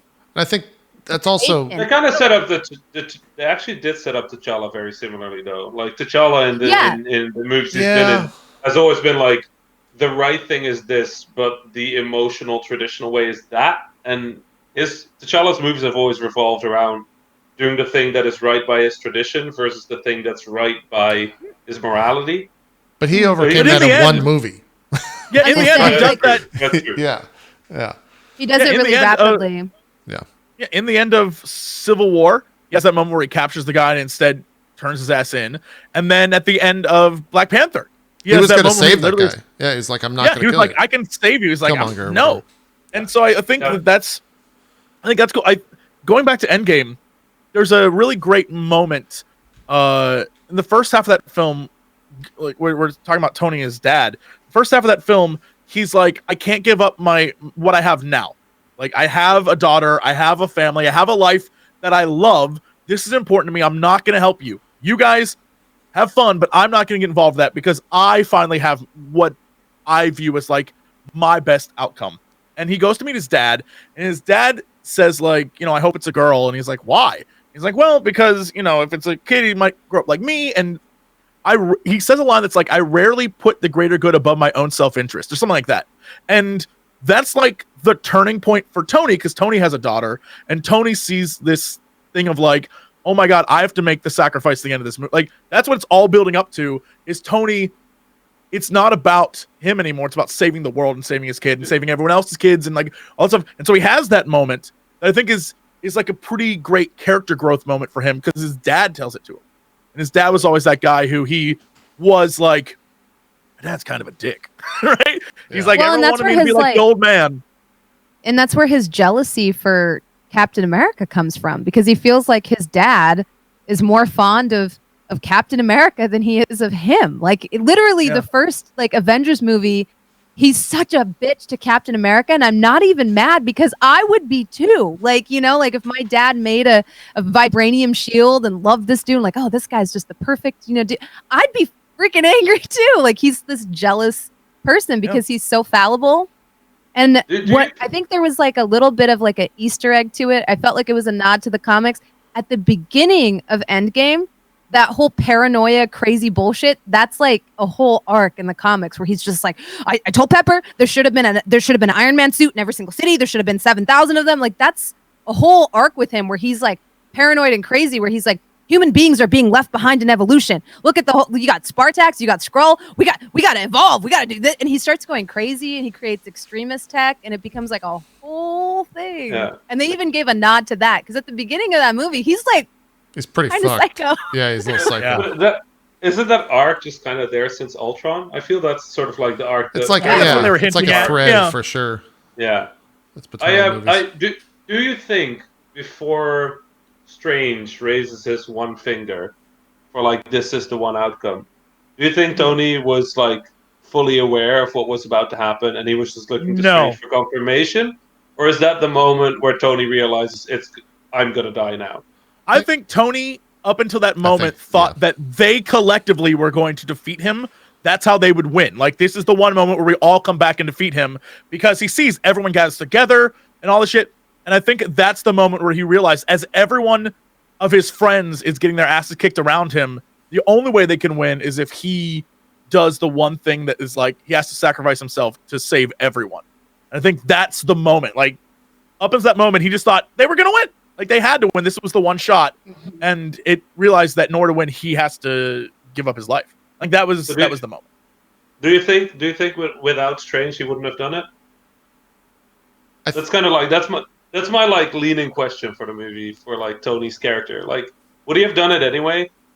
I think he's too scientific. Yeah, I mean, I think it leads back into the idea that like Tony Stark is the human element in these movies, and so he's only going to gamble it on a sure thing. Yeah, and because he knew, because Doctor Strange told him this is the way to do it, the human side of him, the side that's like, oh, this is, destiny, this is fate, blah, blah, blah. This is the one true way that he has to go do it.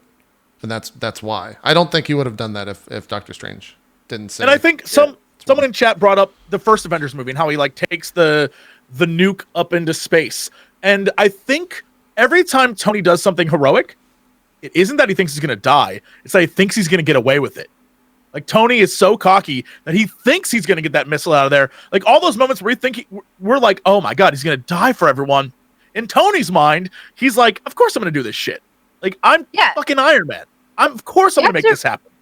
You have to remember when the first time he faces off against Thor. Like, there is no fear in this man's face at all. Like, it's a great throwdown. But when he's like, okay, whatever. Yeah. He literally he goes toe-to-toe with the God of Thunder. He is not afraid. And Cap's like, are you sure you want to brawl? He's like, he's already out of the plane. Like, bitch, what? I'll fight this dude. Yeah. The other way he stops is like, hey, stop fucking doing this. You're on the same team. Like, after Cap. I think in this moment, in Endgame, when he's like, yeah, this is the one way, that's when he realizes that you can't beat the Infinity Gauntlet. Like, it's going to kill him, and there is no I can overcome this. And I think that's when he's like, let's do this shit. And so I think that's a huge moment for him as a character. And it goes against in the past when he would have put that on and been like, I got this. I'm not even worried. But you can't like defeat the thing that will it almost killed the Hulk. Like, there's no way that he can live through this. And so he just accepts it and kills himself. I think the interesting thing about Tony's character, though, is I think he did think he was going to die in Avengers 1. I think the interesting thing about Tony's character is that you would think that Captain America is the one that would completely every time make the big heroic sacrifice, but it's never Cap. Well, it's always Tony. Yeah, right. Yeah. Like, well, that's because I feel like he got tested by Captain in the first Avengers, where Captain's like, "You're not the guy to lay down your life," blah blah blah. Then Tony's like, "All right, fuck you. I'm gonna go up here and risk my life to do it." And then he just kept proving that over and over, trying to. Right? Like, he was much like Strange told him, this is the only way. Captain America was the guy that like pushed him to take the nuke up through the portal. And there's a lot of like defiance there too. Like, that arrogance is like literally his last words are arrogant. He looks Thanos in the face and says, "I'm Iron Man." Yeah. Like, that's what he says. Like right before, like, it's out of so, context, it's so that much seems of like so weird. It's such a weird thing. Out of it, like if you have not watched the movie, you just watch that part. You're like, what the fuck? You just what? That's your last.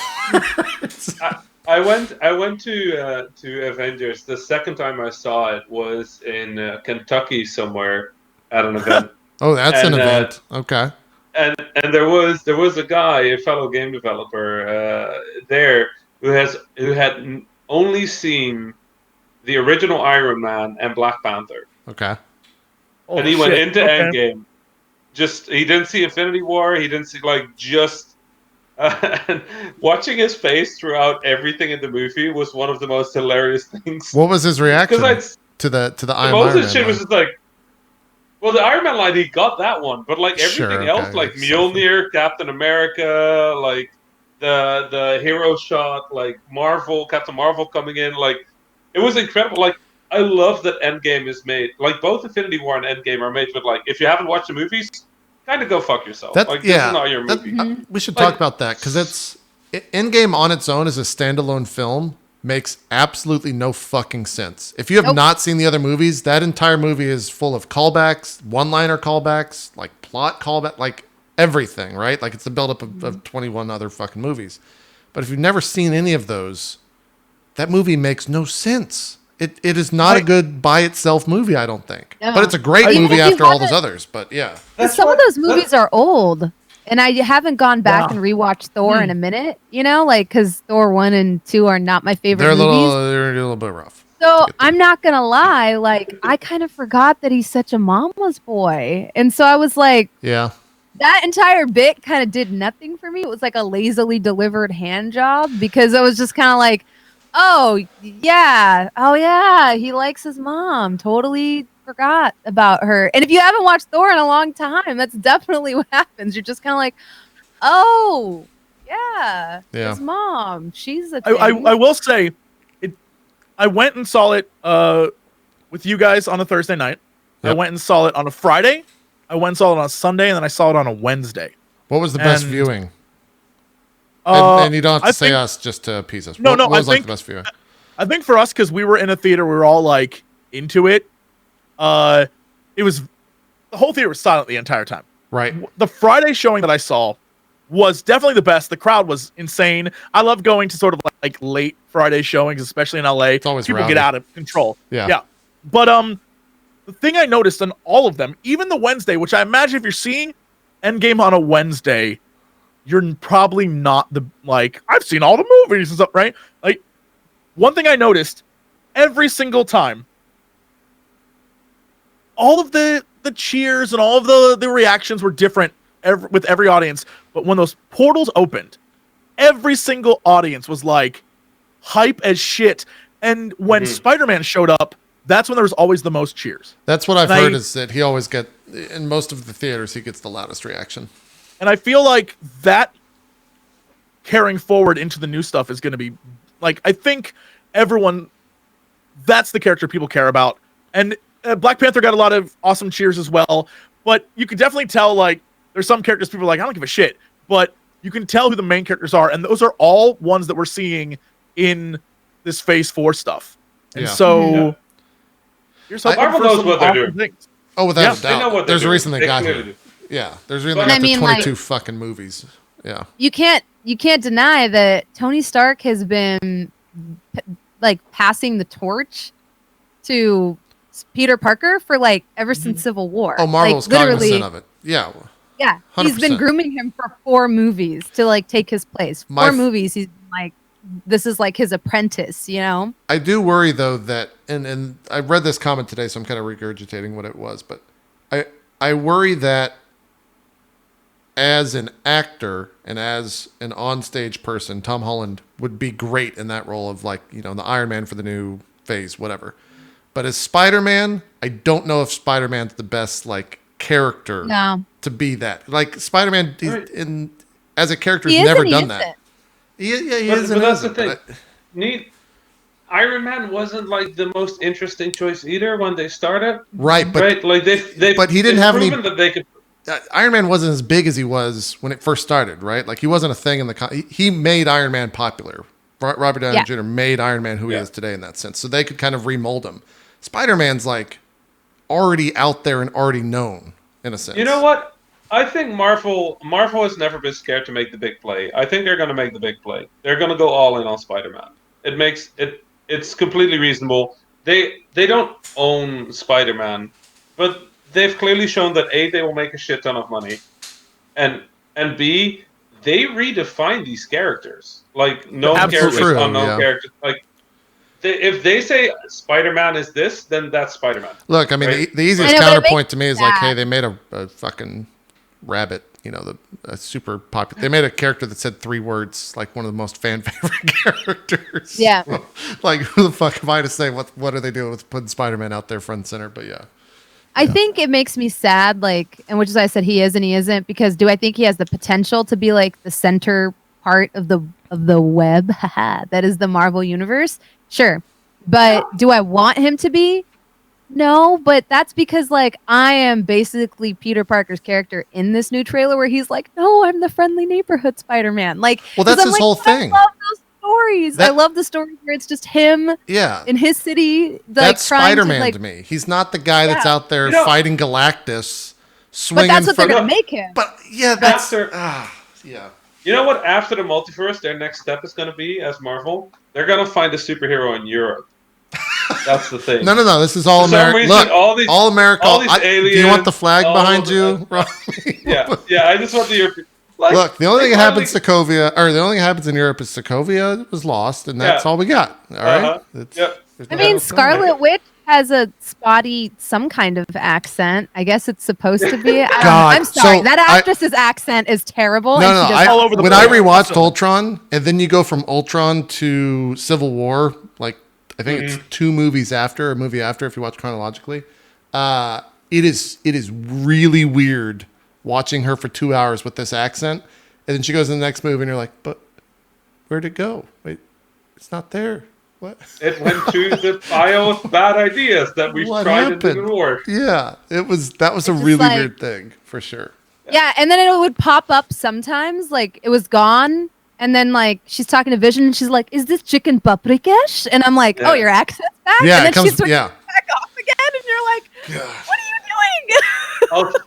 Also, can we talk about how she single-handedly was just like undressing Thanos to the point of him getting awkward and deciding to like bomb the entire army? Well, that's because that was hyper. They were trying to show that like, hey, she's actually like unbelievably strong. She's never really gotten that moment, right? She was learning in Civil War. She was on like the ground team. Infinity War, right?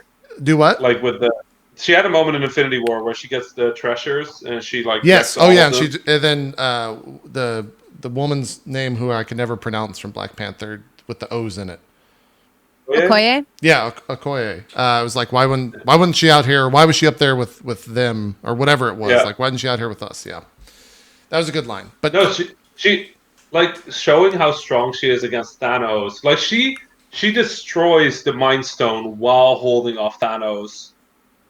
That's pretty. She had her badass moment, but seeing her go toe to toe with Thanos one more time was just a good reminder that okay, we have Captain Marvel, incredibly OP. We have Scarlet Witch, incredibly OP. Like we have some incredibly OP like universal characters now. Like right, which is weird to say that. Unlike Captain Marvel, though, you can balance Scarlet Witch though. So like Scarlet Witch is one of the most powerful mutants in the comics as well. She's like a whole event unto herself multiple times over. But in the comics, she's fucking insane. And that's like the balancing thing, right? Now, you can't tell me when she's facing off against Thanos, they're not sowing some of those seeds where she's like, you've taken everything from me. If he's taken everything from her, because Vision's not coming back, what if this is it? What if she starts to freaking split and she becomes the next, like, a problem? And then, that'll be maybe a House of M event. They kind of reground her, though. Like, I was a little sad about that. I guess you're right at the very end. With Clint, where she's like, they're both. You're right. I'm like, let her snap. I forgot about Just that. let her go. So, I do want to mention this because I think we're kind of glossing over it. She's one of the most powerful people, at least in the comics. She seems very strong in the movies. So now she's got a TV show with Vision. With Vision. Yeah. So, is it a prequel? Is it them on their wacky adventures? What is that? Shuri must have finished downloading the memory. And so they bring him back, yeah. I mean, otherwise that entire plot thread is useless. Sure. Right? Like I just don't know what that show's about. Is it just about them living together and like their romance? I really hope it's a rom-com. That would be fun. 100%. I'm 100%. They've done so many genres. They've done the buddy cop. They've done the spy thriller. They've done the like big sort of like the psychological. They've tried all of them. They haven't done a rom-com. Like the closest they've gotten is Ant-Man. Yeah, that's hard. It's more like a heist. Like Ant-Man is like a heist comedy deal thing. Yeah. If there are ever two hilarious characters, it was Vision and Scarlet Witch. So I can't wait for that. Yeah, like that's why when they announced that they were getting their own TV show, I was a little bit confused. And then when I saw Endgame, I was even more confused because she just goes balls to the walls bonkers against Thanos, has this crazy power power arc, and then she's like, oh, but we're gonna give her a TV show and that's it. Like, you can't show that type of power in a TV show and have it look good on any level. Like, it's just gonna be a weird show. Yeah, unless they go like a comedy angle with it, like because Vision actually has a really great comic where he's like, it's him and his family, and they could maybe try to go that route with it, where maybe they're just trying to live a normal domestic life. If he's like walking into the bathroom or something, and then like a laugh track plays because Scarlett's in there, it's like, Vision, what are you doing? Like, if it's that type of shit. I'm just with whoever in chat just said it's a cooking show with Vision. I'm in. Just like I just want Chef's Table. But it's Vision and Wanda. Yeah, I'd watch it. I'd be in. Yeah, maybe he just becomes a chef. Yeah. Yeah. Maybe Vision just becomes the next fucking restaurateur of all time. I'm in. Yeah, I think with the TV shows that they announced for Disney Plus with that, and then Winter Soldier and the Falcon, and is there a third one? Am I missing one? Yeah, Loki. Oh yeah, then Loki's. Yeah, Loki's show. Yeah. Yeah, like I don't. But here's the thing. It's weird. That'll be fun. Haven't they kind of said that each of these is like 6 episodes? I don't know if they talked. Oh, they did? Okay. Then maybe they're mini arcs. Then maybe in that sense they could do something with it. Yeah, I'm very okay with that because I hate TV series. Like this is a personal like gripe of mine. Like every TV show I've watched has always gone like, oh, episode like season 1 is so good, and then by the end everybody's like, what the fuck happened? And right. 6 episodes is sort of like the British TV series model, and so far it seems like you can keep something good for 6 episodes. Like Sherlock was good for 6 episodes, and then went completely batshit. Utopia was good for Channel 4's Utopia was good for 6 episodes, and then went like it seems like 6 episodes is just sort of the max of human storytelling in serialized TV for some reason. So if they do 6 episodes, I'm kind of into it. I could see like a 6-episode arc that then plays back into the actual movies instead of this like bullshit where they're like Daredevil's a part of the MCU, but then you just never. That's the thing about doing 6-episode arcs. One of the things when we did our show for YouTube Red, one of the things we did was like, okay, 6 episodes is literally just an extra long movie, and then we cut up the stuff in it, and then we tell that story. Right. And so I think this is you're not gonna get a Winter Soldier and like movie, but here's a Winter Soldier movie cut into 6 episodes. If anything, you're gonna have that on Disney Plus. And I think that storyline would be interesting because Falcon and Winter Soldier, they're not on the level of like a Scarlet Witch, and they can do kind of this spy thing, and then you basically tell the story of how Falcon is, handling being the new Captain America and what that looks like and how that works, and then he pops up in another movie. I was disappointed that Bucky didn't get it. Yeah, let's talk about that for a sec. Everyone is like, oh, Bucky's going to be the next Captain America, then they give it to Falcon at the end. Well, that's what happens in the comics. Is like he gives it to Hawkeye, and Hawkeye says no, and then Bucky takes up the mantle. And the weird thing with that is like they didn't develop that relationship between Cap and Hawkeye to the point that I think he would have even offered it to Hawkeye. So I'm happy they cut that part out. Also, you can't use a bow when you've got a shield. Oh, Falcon. You mean Falcon, right? No, I believe he gives it. He offers it to Hawkeye. Hawkeye says no, in the comics, and then he gives it in the comics. Okay, it's hard to use a bow with and then shield, though. That's why it says no. It doesn't work with Bucky's character. I think it works better with Sam. I feel like Sam and Cap have that relationship. While Bucky is sort of like for Captain America, Bucky is sort of like already fine, like that because that was necessary, right? Like. The story of Bucky and Cap had to end with Bucky is fine on his own. So giving him the shield doesn't really do much. Also, I don't know if I trust Bucky to be like this paragon of goodness. Whereas with the Falcon, I'm like, okay, yeah, he's going to make like the right decision or the morally buddy. Right they're decision. The buddy team. Yeah, yeah. From the previous movies, the two of them together is hilarious. So I want to see their adventures of the Civil War car now I have the shield. Yeah, like now I have the shield and I've got my arm and let's like go.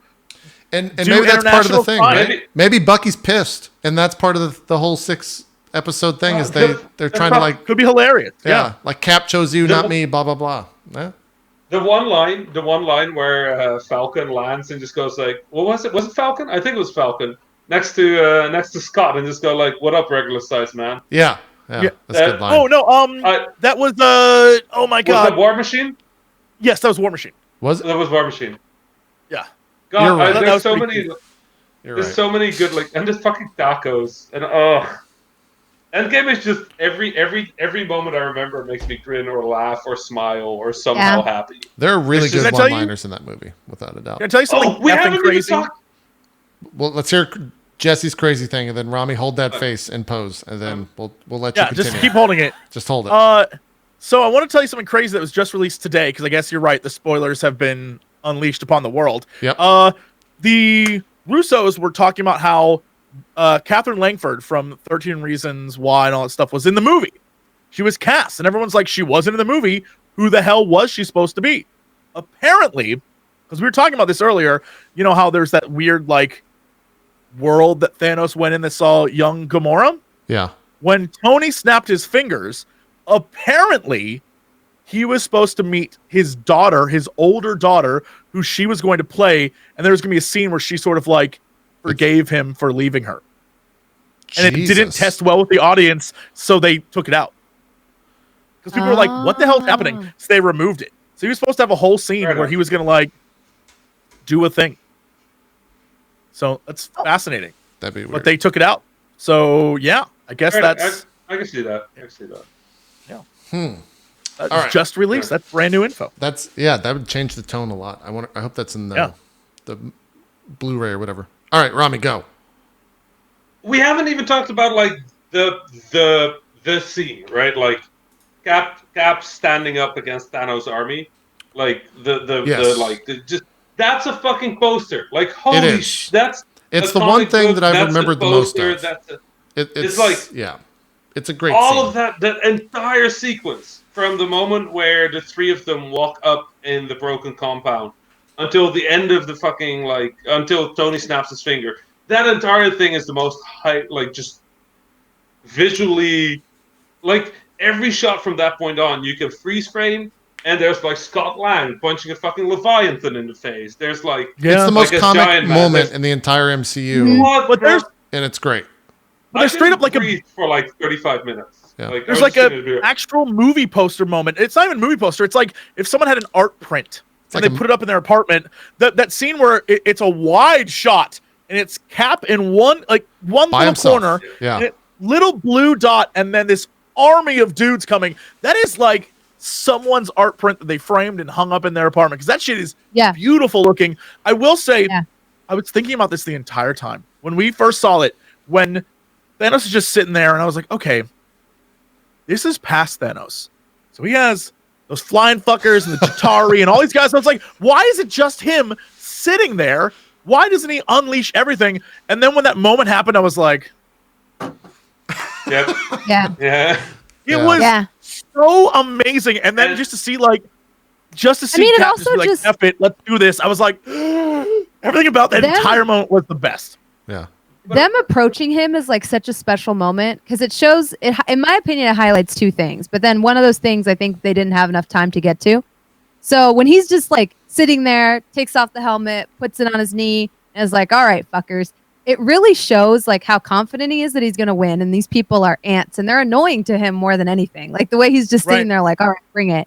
And number two, the way he's like, all right, go get the gauntlet. It really shows like how fucking badass the Black Order is. And they kind of sowed those seeds in the first one, because some of the Avengers are 2v1ing like Proxima Midnight, and she's throwing down with them. And same thing with Ebony Maw, like in Black Dwarf, and they're all just like so cool. Yeah, I wish we got a movie for them to explain them.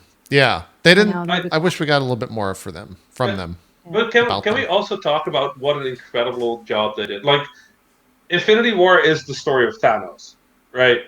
That is this is not the story. He's the protagonist of the movie, and What I think is fascinating is they did such a good job at having old Thanos in this one. Like, killing off Thanos at the start or Endgame is a brilliant storytelling move, right? Like, it's just unprecedented. You just start by going like, okay, let's kill this fucker. Everything is lost. And not everything is lost because the heroes lost. Everything is lost because the heroes killed the bad guy. It's like there's no forward. They literally hit a wall, and it takes them 5 years and a fucking rat standing on a button to like unfuck the wall. But then the new Thanos is a confident, cocky fucker. Like, he literally does not believe he can lose, because this Thanos has only met Tony once at the end of the Battle of New York, and all he did was like nuke some shit. Yeah. Right, like because it's 2014 Thanos. Yeah. So he's met Tony, and that's it. Like, he has no idea what he's getting into.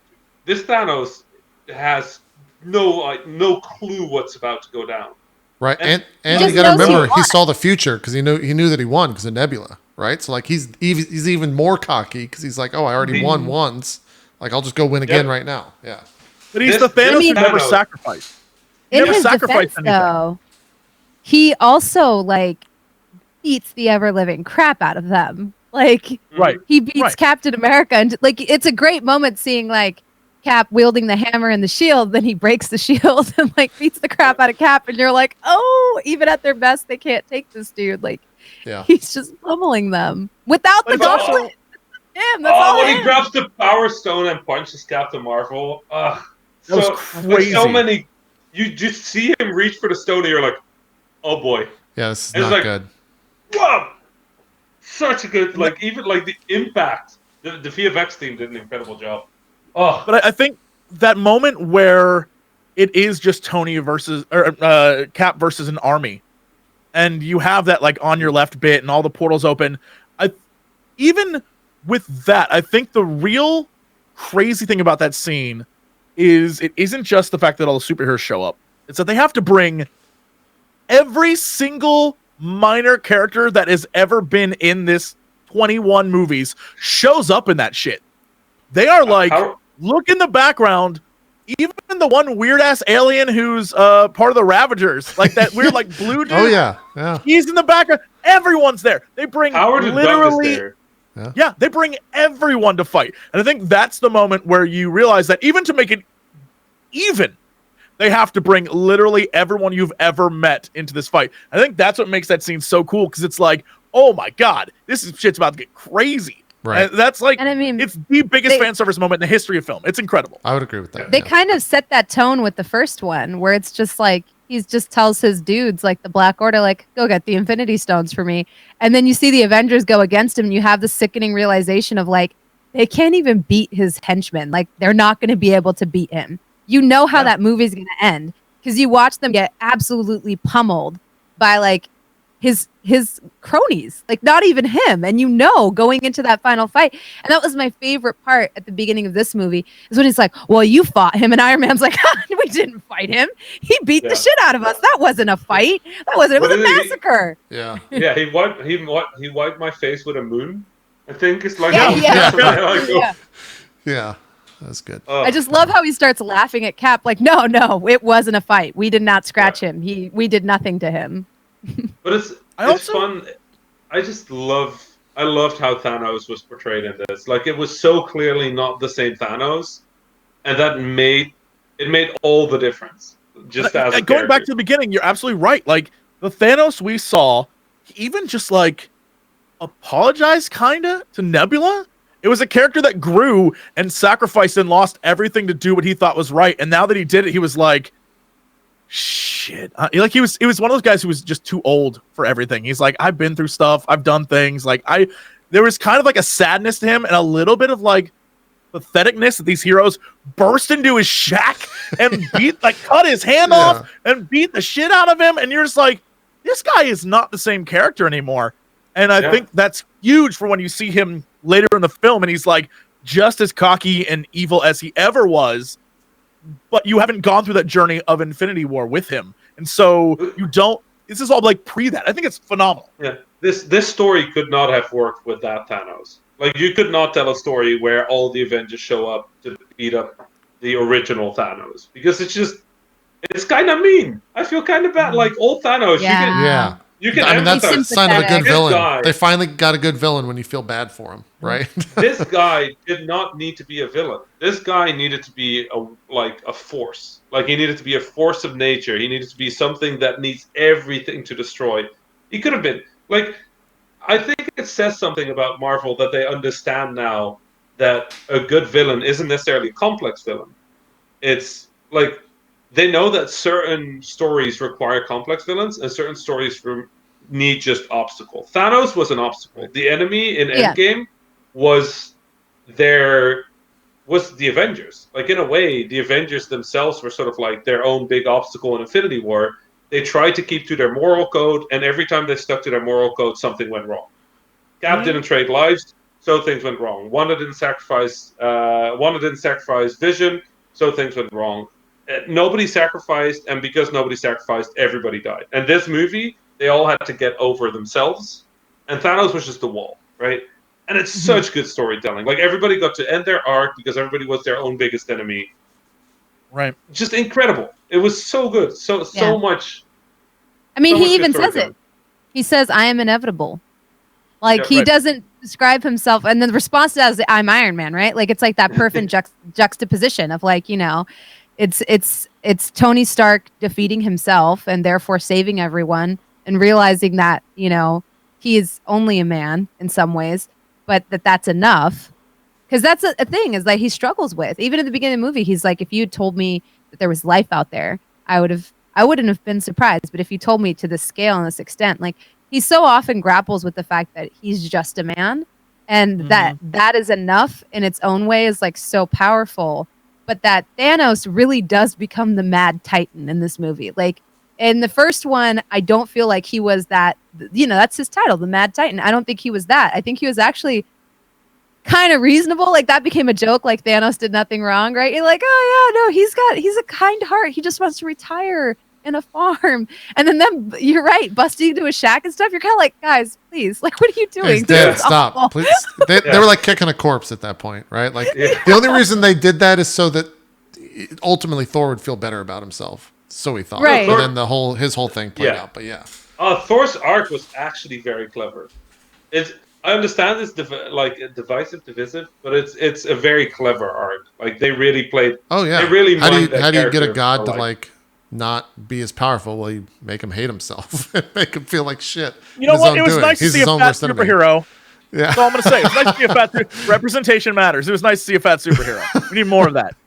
I wish they hadn't played it as a joke, though. Like, I think it became such a joke, and I'm going to be really disappointed if the next movie comes out and he's just magically skinny again. No, what he's going to have to do, if he's in the next Guardians of the Galaxy, I read this the other day, and I believe it because Reddit predicted that this movie would start with Clint losing his family, so they're going to predict this accurate. It's going to be like a 20-minute montage of Thor losing all of his weight, like kicking ass somewhere, and each time they show him he's lost a little bit more weight, and then he's like there with his shirt off and he's back to normal Thor. Like he's back to being normal Thor. Hopefully he keeps the beard though, because his beard was the best part of Thor in this movie. I hope what they do is I'd be fine if they did that, but I hope they play up what they did in Guardians 2, where all the Guardians were like, Will, you're getting fat. I would love the two of them to be like, they're so competitive that the plot line of Guardians 3, their through line is them trying to like get more fit than the other guy. I think that'd be hilarious. What was the name? That would be funny. Also, just as a moment, can we just point out how good Chris acts at that moment where he just goes, "Of course," at Quill? Oh my god, yes. How can you how do you mind that much? Like they played two like long gags in this movie. One was Ant-Man wanting to give back the phone, right? With the with the photo with like. That scene drags for so long, but it's so good. And then the other one is just the of course. I fucking died. Like the of course thing. Like after the fourth time he says it, you're just like, oh boy. Yeah. They have such a good chemistry. Yeah.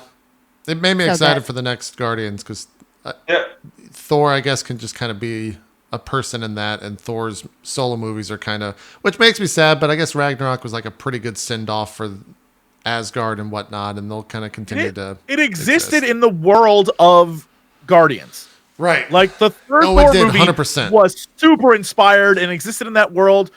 Jeff Goldblum, that whole thing was like it was in a Guardians movie. Well, they finally figured out how to do the cosmic stuff with the Guardians. Like before James Gunn was there, they were like, "Oh, we got to be fucking super serious because we got space elves and I'm Shakespeare, blah blah blah." And then the Guardians came out, and James Gunn was like, "You can just fuck off in the movie and people are going to enjoy it. There's a goddamn Howard the Duck in my movie. We don't have to read Shakespeare all the time." And they made fun of it in Ragnarok with the stupid play. They just poked fun at the first two. Wasn't Guardians 2 the first one that did a long joke like that? Now that I think about it, they have the duct tape joke, right? Does anybody have tape? Yeah, they have a lot of. They have a lot of long jokes. Like Rocket doing the Rocket. Some of it I feel like it dragged too long. Yeah, Rocket's joke about needing the eye lasted like till Infinity War almost. Oh my god! One. But what about that Groot scene where they have Groot coming back and forth every single time with different items? Oh, it's like a different thing. One? That one. That was so long. I remember watching and being like, okay, you know how like when a joke it's funny and then it runs along and it's not funny and then it comes back around. That one never came back around for me. Yeah. Another great example of and stop being funny and then it's just going. Yeah, another great example of that I did not ever like, but I guess I'm not 12, so was the Taserface stuff. Yep. When they consistently tried to be like, Taserface!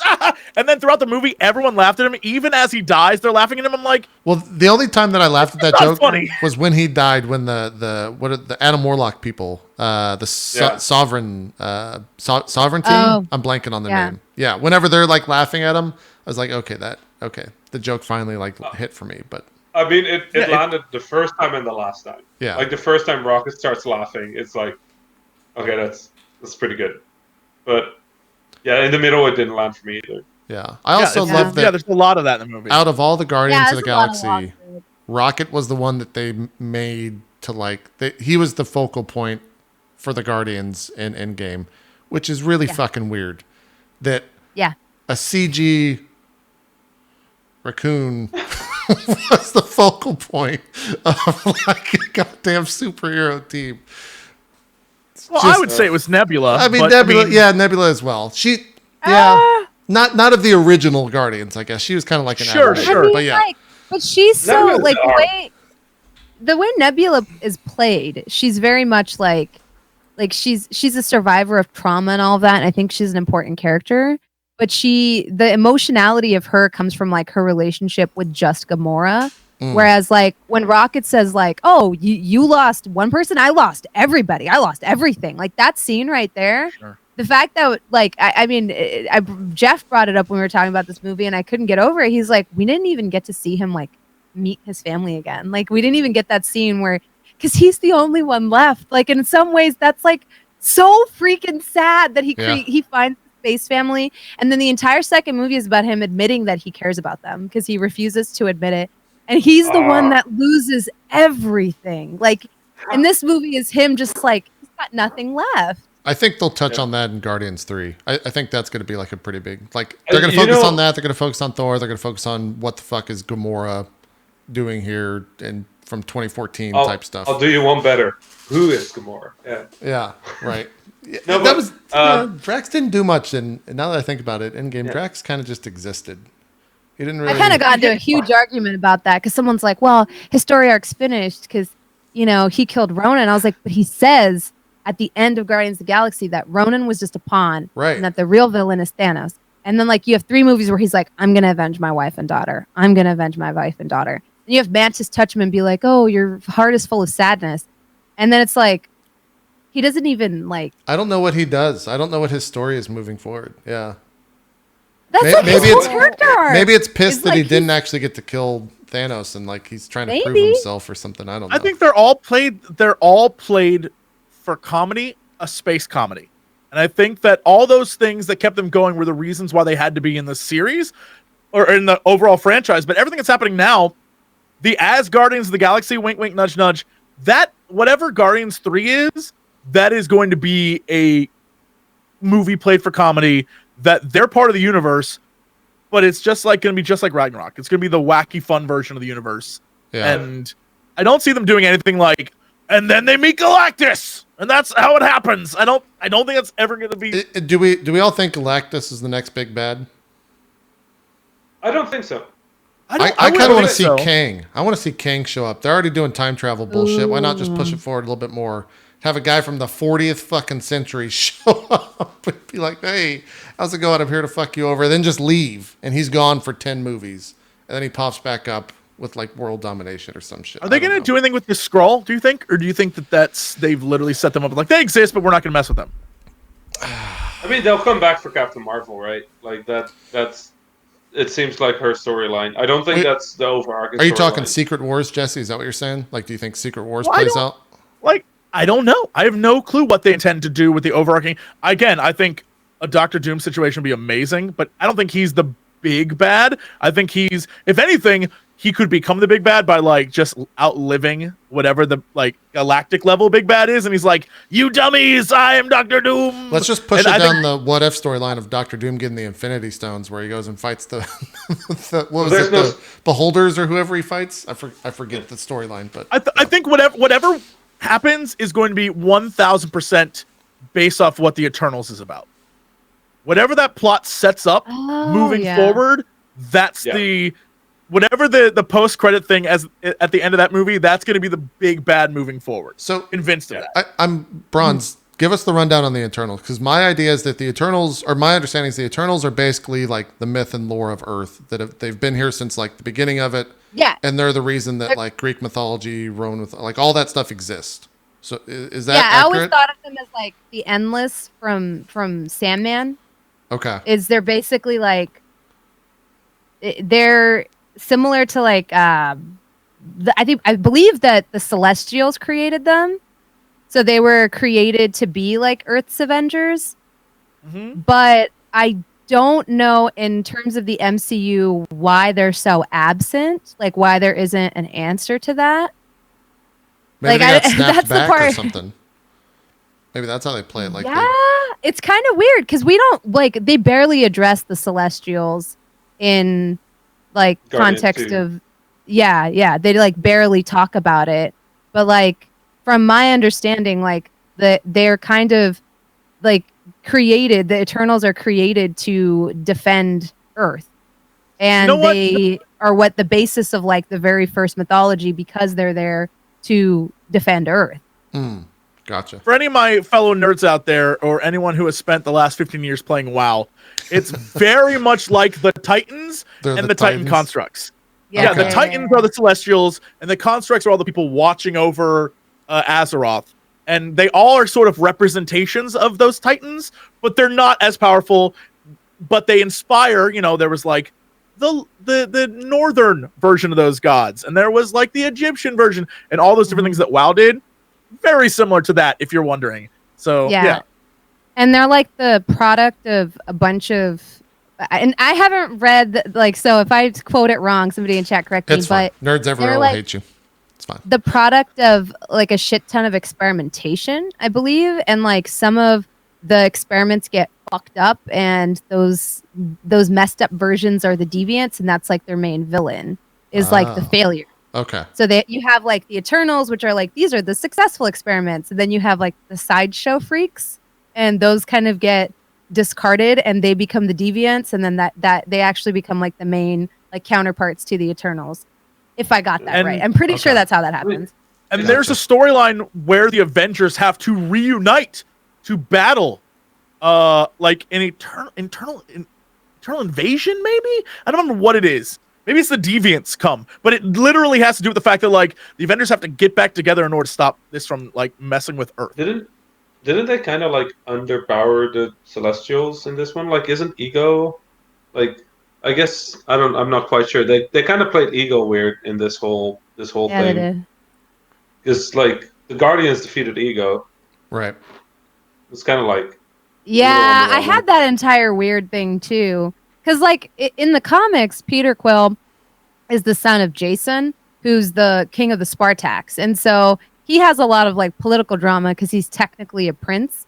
And then you have, like, this three-way sort of war between them, the Skrull, and the Kree. And they never really get along, and you get into space politics. But we can't get into that with the Guardians because they're goofy. They don't really... And that's kind of supposed to be the whole thing, is like Jason's kind of a dick. He's not exactly like a good leader. He's not noble and just and all that stuff the way like Thor's dad is, right?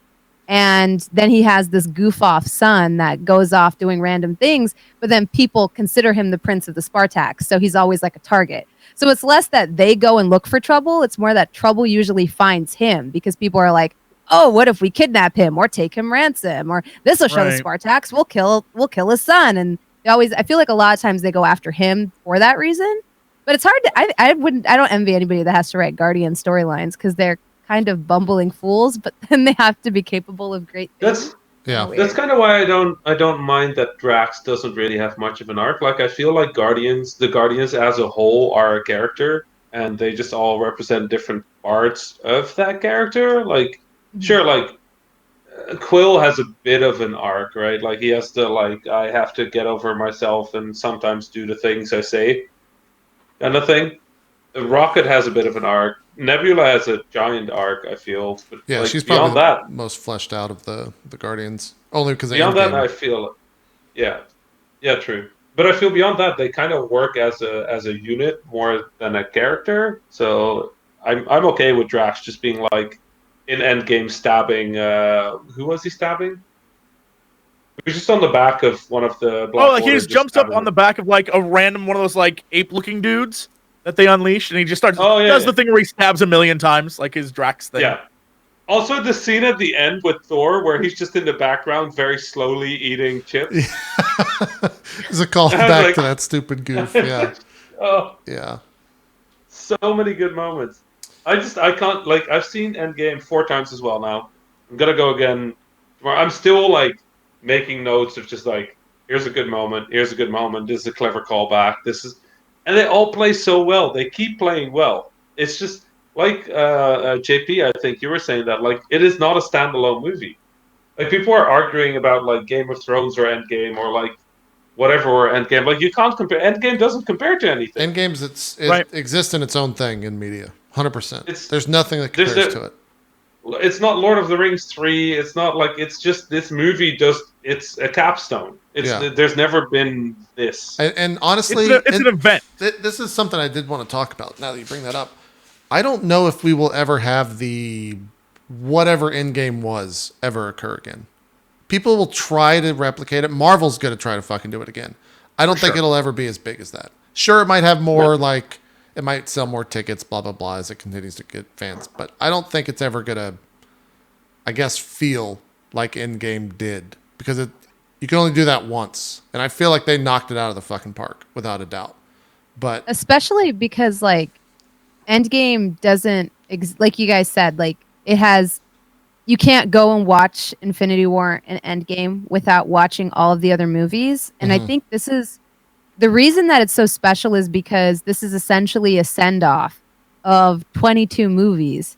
And when in media have we had 22 movies all concurrent in the same universe that tie into each other, that are all canon? Like, never has that amount of money and time been invested over the course of years. Anything. And some of that is like people thinking the audience is stupid, right? Some people think like, oh, well, people aren't going to remember what happened in the first Iron Man. This film assumes that you do remember what happened in those films. This film assumes that you can understand what's happening now. And it actually, I think, is kind of revolutionary in the sense that years ago, I don't think that people would have thought that people could follow that kind of train of thought, if that makes sense. Like, especially when you look at like our old superhero movies like Batman and stuff, a lot of those movies almost talk down to the audience because they assume like, oh, you're not gonna remember what happened in the first movie, so we gotta retell the story over and over and over and over. Yeah. Yeah, I mean, it's perfect because in Homecoming, they're just like, we don't need to talk about, I got bit by a spider, blah, blah, blah. It doesn't exist anymore. That's all they say. It's like 30 seconds of dialogue, maybe even less than that. I feel like Infinity War stands on its own. Like, Infinity War on its own is a movie you could watch without having seen much of Marvel, because they play Thanos as the protagonist, right? So as you have Thanos' origin story in that movie, so Thanos works, right?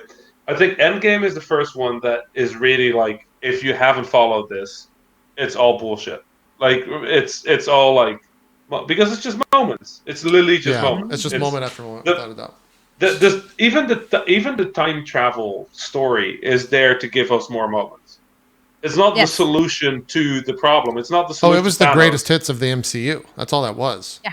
That's it. That's the entire movie. This entire movie is, we have found a way to give you all the fan service you want and all the greatest hits and all the combinations. Yeah. And we found a story structure to do that in. They replayed the intro to Guardians 1, which is like probably the best intro in the entire thing. And then they made a goof about it. When the moon music cuts. Oh. Yeah. Like that so entire good. thing was, it was So fan good. service, but it was also the movie, which when you can blend that together and it's not egregious, like it's amazing. Yeah. Yeah. Watching like Hulk out and then having Hulk watch Hulk out and be like, oh, that's embarrassing. Or even right after that, having the Hulk go talk to the Ancient One. I didn't expect her to show up ever again.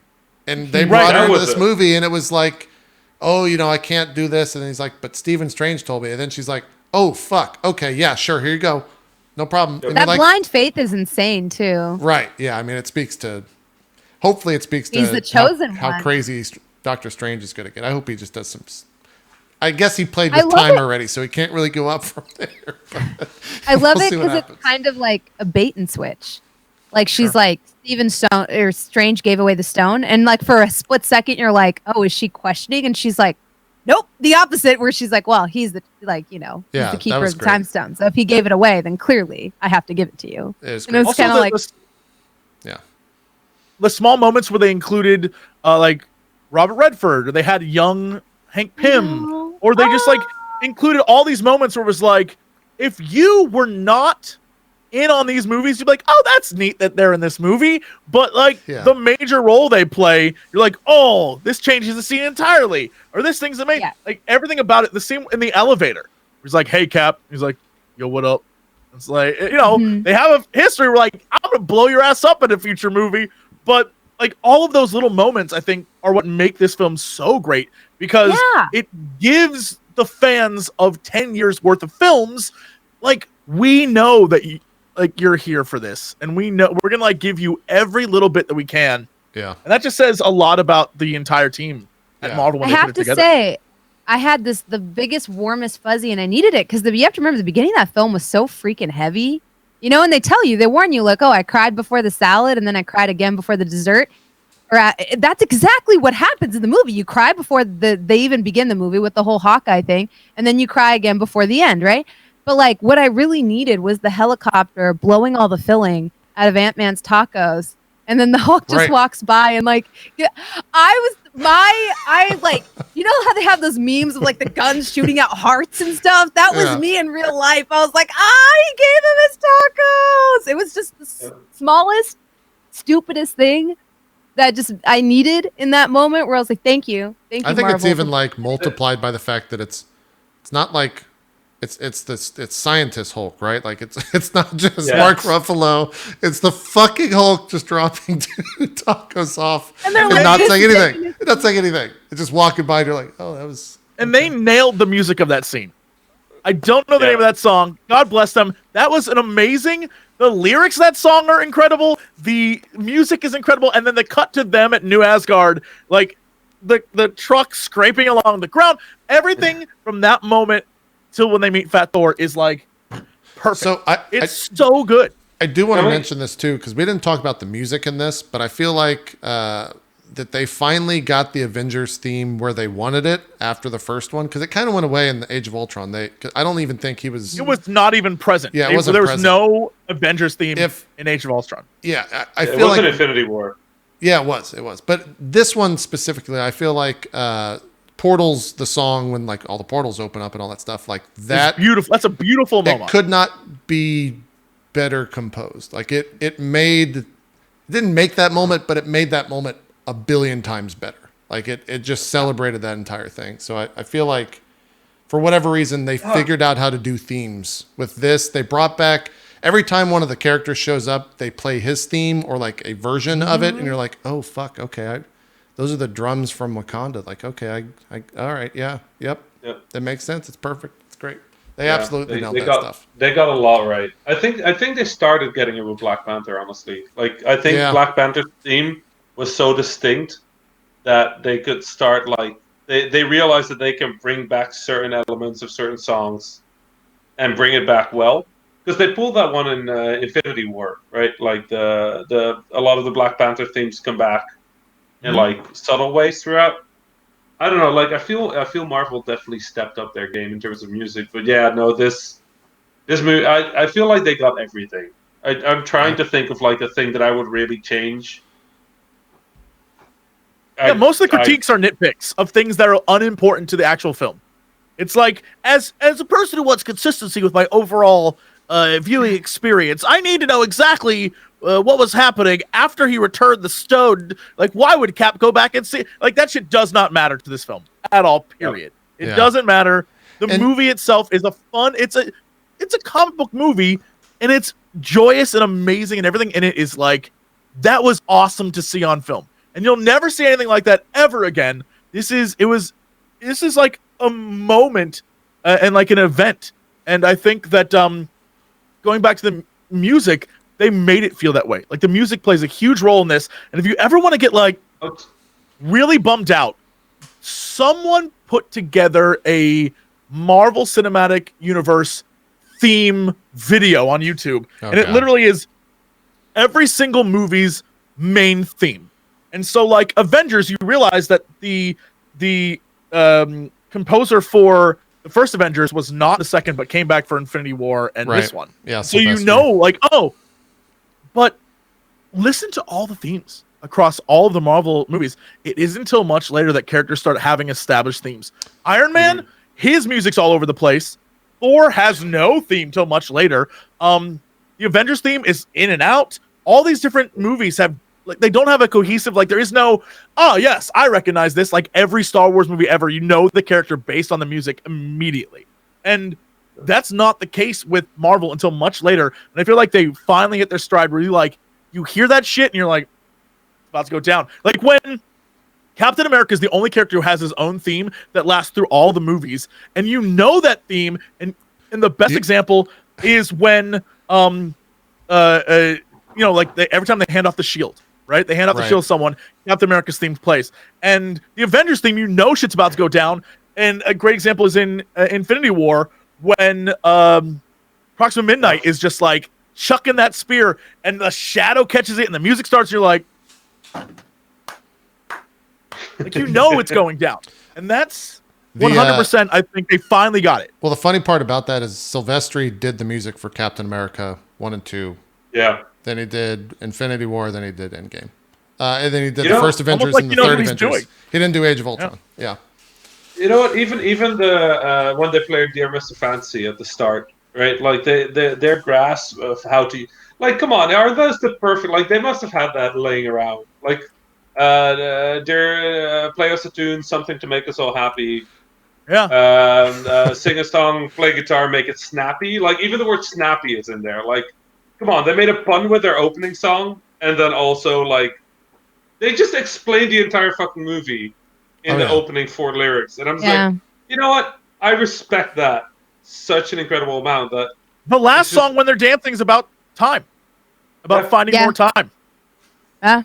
So it's weird. Like I feel like a standard has been set though of like how music and like especially in comic book genres, like how they can go so hand in hand perfectly. Like for example, Umbrella Academy. I don't know if everyone here has watched that, but the music and the way it melds perfectly with that show is insane. True, like every track is like hand chosen to fit perfectly with the theme, and it's like sometimes it's ironic and sometimes it's funny and sometimes it makes you feel the gravity of the situation. And the way they play Run Boy Run, like when the boy's snapping through time in that trailer, like in the trailer they set you up for like how like what's going to happen in the show. And in some ways like that's kind of awesome, and I'm really happy to see like Marvel embracing that more and more, because we kind of saw with Guardians. Like Guardians is one of the few that like the soundtrack is as popular as it is. Like I've seen that on vinyl like everywhere, and you don't see that with any other Marvel film. It also speaking. Well, go ahead, Rami. Then I want to. Here's the. I was happy that you let me go first, because otherwise I had to sit like this again. No, I know I didn't want you to hold your hands up like that. Yeah. Am I the only one that's super excited that soon I'll be able to drop like a stupid amount of money on the complete? Oh no, I've been waiting for it. So did you get the other two? Because the other two exist for phase 1 and phase 2. They're like $200 or $300. No, so I didn't. I want the complete thing. So I'm waiting for like. I will drop a stupid amount of money. I'm thinking like $600 or $700, and I hope they're all 4K. If they cheap out and like only Blu-ray, fuck you. I just want 4K. No, absolutely. No, I will spend month's salary on like on that box. Like this is like 2008. This has been like a decade plus of my life, and I've watched every single one of these movies except for the first Iron Man on like the premiere day.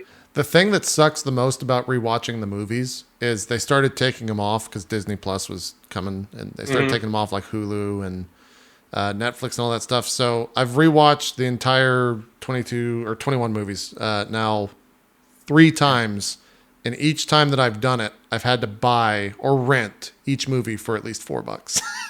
Yep. Yeah, no, it's same. Yeah. So they've made so much fucking money off of idiots like me. They're like, all right, well, the new movie's coming out. Let's rewatch all of them. Yeah. My iPad right there is what I'm using to watch the chat. And like honestly, if I open the Google Movies app in there, it's like it's all of them, because I watched all of them to watch Endgame. Yeah, so sure. Mm-hmm. It's what $88 worth of Marvel rentals. Yeah, sounds about right. That's why I want to buy it. That's why I want to buy the box, because it'll save me money in the long run. It will.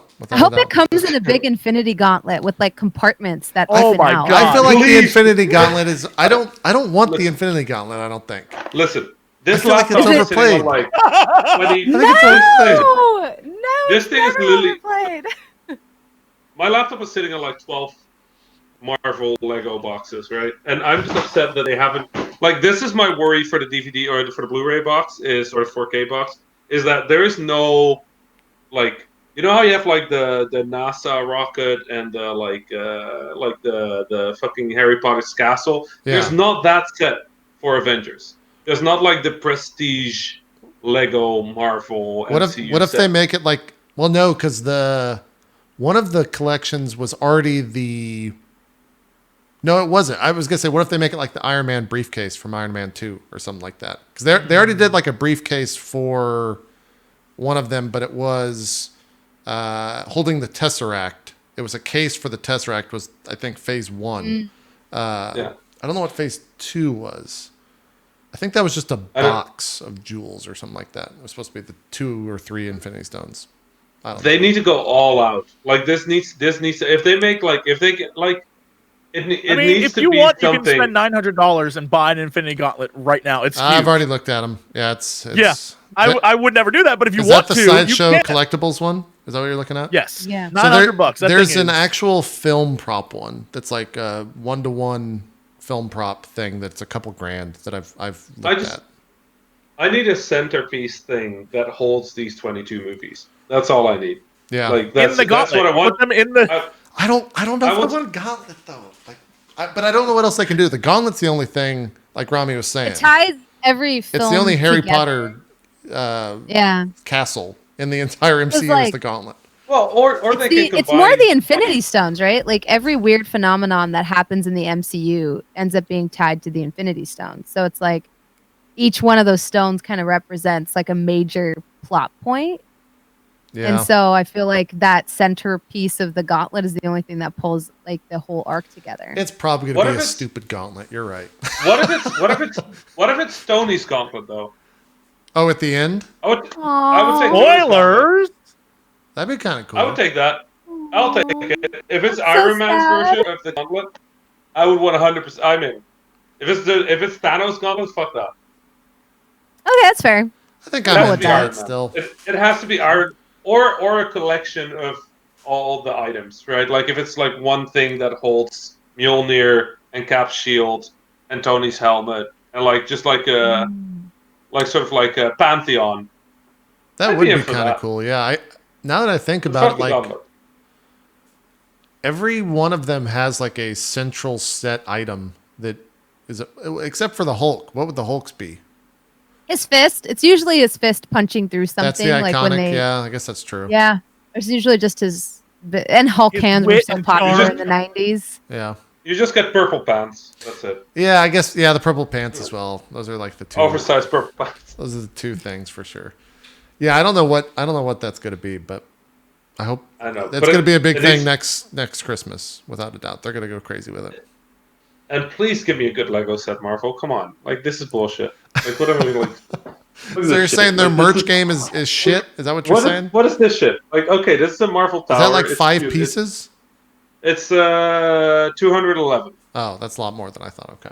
No, but look Yeah. at this. This is like okay. The minifig is cool, but like The minifigure's cute. Yeah. I like the minifig that. is pretty. But like the towers, like look at what they did with this. Here's- Fucking, like what is this?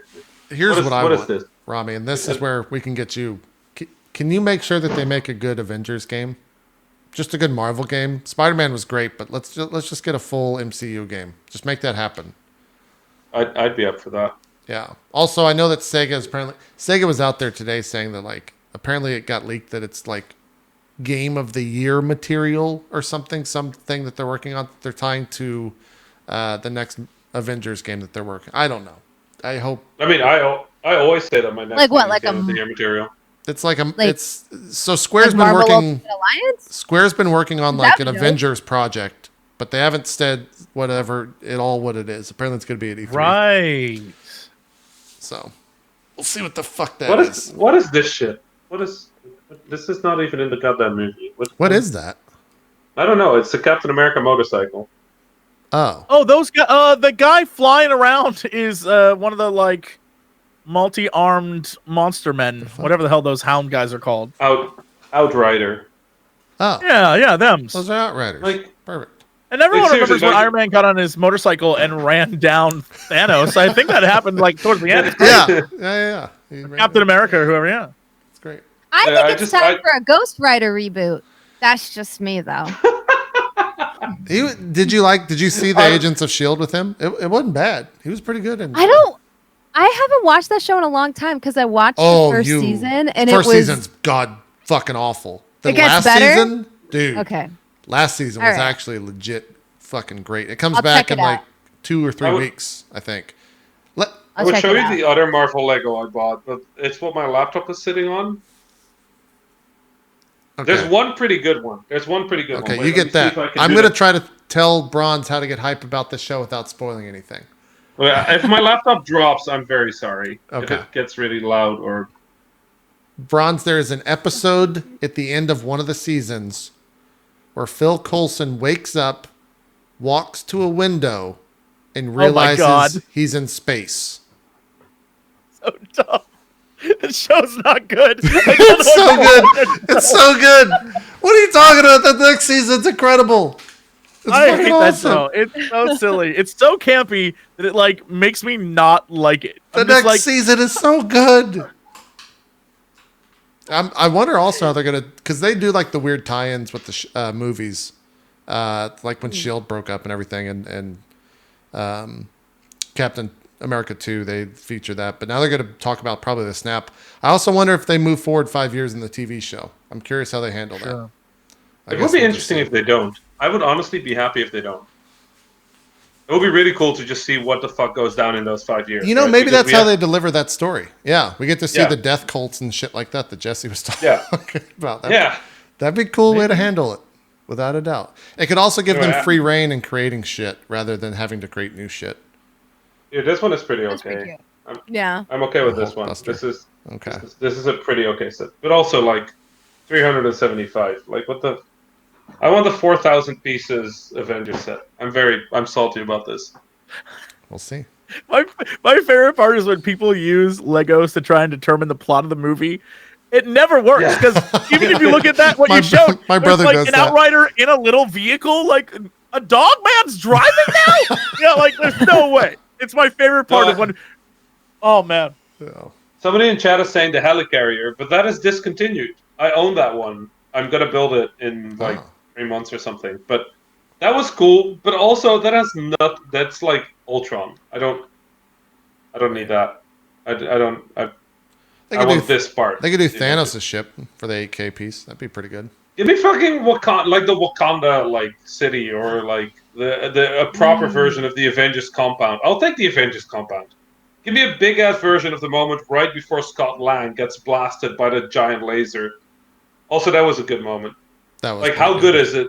How good is it that they put that right after the reverse snap? You reverse snap and then you blow the fuck out of everything. Like True. That was a good. that's just like little birdies. You see those two little happy birdies, and you know that, like in hindsight, you know that 12 seconds later they're like evaporated by. You got to like, memorialize it in the those- logo, yeah. I didn't even birds. think about those birds. Oh, my gosh. those birds they're got super dead. fucked. Yeah, Yeah, they're they got super back. dead. They got unsnapped and then immediately killed. Like, oh, you're Does this mean back! there's no longer going to be whales in the Hudson? No, those are dead too. No, I mean they'll Wow. eventually die off when everything gets back to normal. But they're there for now, so that's good. Yep. What if the Yeah, the entire birds- next arc is the Avengers saying, Thanos was right. We shouldn't have killed him. We got to go get the fucking stones. We got to get him back. We got to snap him back in reality. We got to kill everyone. That's the next fucking 22 movies. It's Peter Parker collecting the stones to put it in the Iron Man suit to then snap Thanos back so that he could snap No. everyone back to get the timelines lined up. It's way That's how they're gonna do grittier. it. They're gonna go through full Thanos' arc. So Spidey's just gonna kill people with the kill mode, instant kill mode. He's Right. just gonna go around cities murdering half of the city, and then eventually you realize there's a MacGuffin, right? Mm-hmm. I'm looking forward for this slow decline, It'll be or it's great. just Wanda. She's just gonna like rip people apart with her space powers, How many, which would be better. Like for without Thanos, she exposition. decided to undress him. without explanation or exposition here, how many movies till we get the next big bad? Till we get I to would the say- idea of who it's going to be. 6. 6 I was movies? gonna say 5. Okay. Yeah, 5 or 6. Jesse? Based on the movies we have, I don't. Number think- first, no exposition. Whatever the number is that Eternals is. Eternals. Whatever that in the order, the Inkling. In the order of movies, whatever that movie is, that's when we get it. So if it's 3, 3. If it's 2, 2. Whatever that movie is, that's when we get the next big bad. Won't that be? You mean like foreshadowed? Yeah, I mean like end of credits, like fucking Thanos turning around in a throne type deal. Not like actually in a movie. 3. Okay, then I would say 3. I'm 3 for an Easter egg, 5 for indirect meddling. Okay. If that makes sense. Sure. Like Thanos Ronin type of thing. That. Sure. I think they're gonna stay pretty safe with that. Like their formula is getting pretty safe at this point, right? Like what they do within it isn't. But the formula seems to be you introduce a MacGuffin around number 3, and the MacGuffin then turns out to be a bigger MacGuffin, but you introduce the baddie like 5-ish movie after every 5-ish movie. Like Ultron didn't really have that was like their bad guy, right? But like Thanos had a mention every 5-6 movies. Yeah, it seems like good cadence. You keep people interested for like 2 years. And if the Infinity Stones are kind of the reveal, then, and maybe this is where we'll pull on Bronze's comic knowledge. The only thing that like signals Galactus is Silver Surfer, right? There's no other. Yeah, he's the Herald. Yeah, so Silver Surfer has to show up, or an end credit scene where it's like, oh, you're in space within this metallic. Yeah, so like the Herald essentially goes and scouts out planets for Galactus to eat. Yeah. What wasn't Galactus sort of hinted at in Guardians, the original Guardians? Isn't he a little bit? They talk about they talk about Nowhere, where they're like, oh, it's the head of that's like literally, and they're harvesting juices and stuff. And isn't he also literally the guy that uses the Power Stone? Isn't that Galactus? No, that was someone else. Yeah, that's Celestial. Look like Galactus. They have footage of him like destroying that place. Yeah. Yeah. Mm-hmm. They mentioned that there's other people like that. I think in that scene. Yeah, so that might be something they tie. That's definitely there's a lot of Celestials. Yeah, that's exactly what that's supposed to be like. That's already setting up Celestials to exist. So the Eternals, it makes perfect sense. Yeah. I was actually surprised they didn't talk about Celestials earlier, because like they go to Nowhere. They specifically talk about how they're harvesting the blood and like how this is like really valuable on the black market. And then they show him with like the stone, like, you know, wiping out a whole planet, but then they don't talk about it again. Yeah. Right. So it's kind of weird that they like dropped all of that. And then they showed Adam Warlock being cocooned at the end of that, right? Yeah, they know what his role is going to be. Yeah, I don't know. I don't know. Are they going to, do you think they're going to use him before we get to Guardians 3? No, because he's... Might make sense. And Bronze, this is comic knowledge here. Does he come out of the cocoon as a full person, or is he a babby? No, he's a person. He's just cocooned into a full person? Yeah. Okay. So he doesn't have to grow into it? Gotcha. Right? Yeah, no, yeah. And then he like goes on to become a bad guy, and then eventually he becomes a good guy. I mean, I feel like all 60s stuff. Yeah. One of the things that I've appreciated about the MCU right now, though, is that they've always found ways to pull together certain storylines that don't work together in the comic books, right? That speaks to Kevin Feige, the producer. Yeah. In my mind, a god at this point. You can see how they can pick any sort of like space storyline and just tie it into a Warlock, right? Like that, like anybody can now encounter. They create their own story, right? They don't have to abide by the comics, without a doubt. Yeah, but they make it believable. I think is what the remarkable part is. Believable within the MCU. Yeah, so I think we should look, because I think they enjoyed that. I think they enjoyed putting the comic book fans on the like, you're watching a new comic book now, right? Right. Like we're not watching the old comic book. So I'm thinking Warlock, if we see him, it's probably going to be not in Guardians, and it's probably going to be to tie in a new movie into our universe, right? Like because that's how they keep doing it. They tie a new character into our universe for like the last 3 introductions through another movie. Like Spider-Man didn't have his own intro. Black Panther didn't have his own intro. Like this is just Right. sort of like their new style of storytelling. That's And true. I kind of dig it. Well, the other thing is, after 22 movies, however many of those are solo movies or origin stories, they've kind of figured out, and I think Captain Marvel showed this a little bit, they kind of figured out how to do an origin movie while not being an origin movie. Like not being a boring thing where it's like, oh, this is my life sucks, people are pushing me around, and now I have superpowers. Like, it's not that same shit over and over. Right. But I wonder when that formula gets cracked and we're just seeing them churn out like the same origin stuff over and over and over, right? Because like maybe this is incorrect, but I feel like you can only tell stories so many ways before you have to start repeating yourself in some fashion.